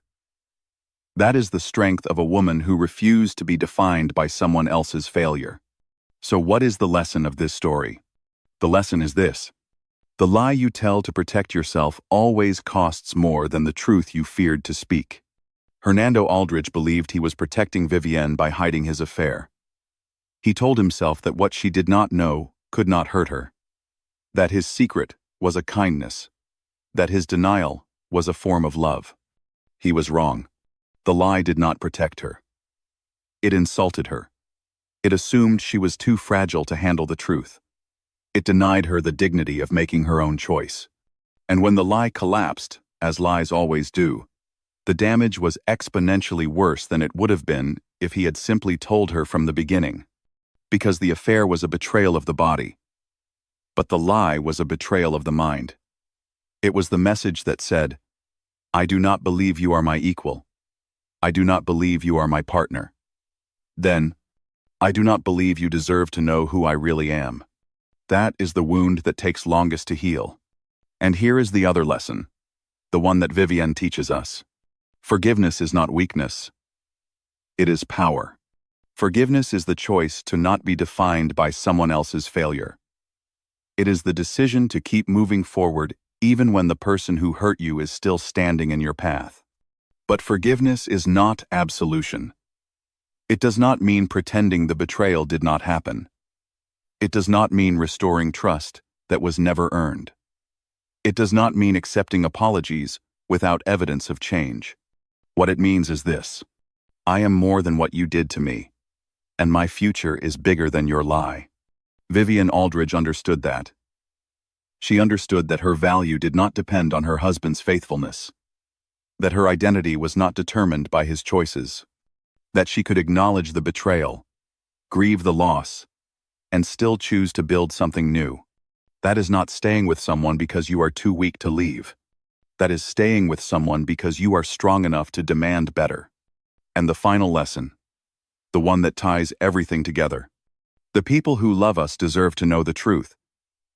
Not because they can handle it, not because it will be easy, not because the consequences will be pleasant, but because we respect them enough to let them choose. Hernando Aldridge never gave Vivienne that choice. For months, for years, he decided for her. He decided what she could know and what she could not. He decided what she could handle and what she could not. He treated her like a child who needed protection instead of a partner who deserved honesty. And in doing so, he proved that he never really understood what love requires. Love requires the courage of transparency, the willingness to be seen, fully and honestly, even when what you have to show is ugly. The trust that the person beside you is strong enough to handle the truth and wise enough to decide what to do with it. Hernando did not have that courage. Not until it was almost too late. But in that garden, with his hand outstretched and his heart finally open, he is beginning to learn. And Vivienne, standing in the fading light, is beginning to believe that maybe, just maybe, he can become the man she always hoped he could be. Maybe. This has been another story from the Isle of Secrets. A place where power meets passion, and the truth is always more dangerous than the lie. If this story stayed with you, if it made you think, if it made you feel something you did not expect, then I have done my job. But I need your help to keep doing it. Hit that subscribe button if you have not already. Tap the notification bell so you never miss a new story. And share this video with someone who needs to hear it. Someone who is standing at their own crossroads. Someone who is trying to decide whether to stay or go. Someone who is carrying a secret that is slowly poisoning them. Someone who is wondering if forgiveness is possible after betrayal. These stories travel because you carry them. Every share, every comment, every conversation that starts, because someone watched this video and said, "You need to hear this." That is how we grow. That is how we reach the people who need these lessons most. I also want to hear from you one more time. Drop a comment telling me where you are watching from right now. Tell me if you are in Chicago or Cape Town, in Berlin or Bangalore, in Auckland or Atlanta. Wherever you are in the world, let me know. I read every single comment, and I love seeing this community grow. And tell me what you thought. Did Vivienne make the right choice? Would you have forgiven Hernando? What would you have done in her position? What would you have done in his? There are no wrong answers, only your truth. Before I go, I want to leave you with one final thought. Every marriage is a story. Every relationship is a narrative we write together, one choice at a time. And sometimes, the most important chapter is the one that begins after everything falls apart. Hernando and Vivienne Aldridge are still writing their story. We do not know how it ends. We do not know if they will find their way back to each other, or if this moment in the garden is as close as they will ever get. But we know this. They are both still choosing. Every day, they wake up and decide whether to keep trying, whether to keep showing up, whether to believe that the person beside them is capable of becoming something better. That is not romance. That is not a fairy tale. That is marriage. The real kind. The hard kind. The kind that survives betrayal and disappointment. And the slow erosion of years. And if there is hope for them, there is hope for any of us. So guard your secrets carefully, or someone else will reveal them for you. Tell the truth before you are forced to. The cost of honesty is always less than the cost of the lie. And if someone has hurt you, if someone has lied to you, if someone has failed you in ways that feel unforgivable, remember this. You get to decide what happens next. Not them. You. That is your power. That is your story. That is your choice. Use it wisely. Until next time, this is the Isle of Secrets. I will see you in the next one.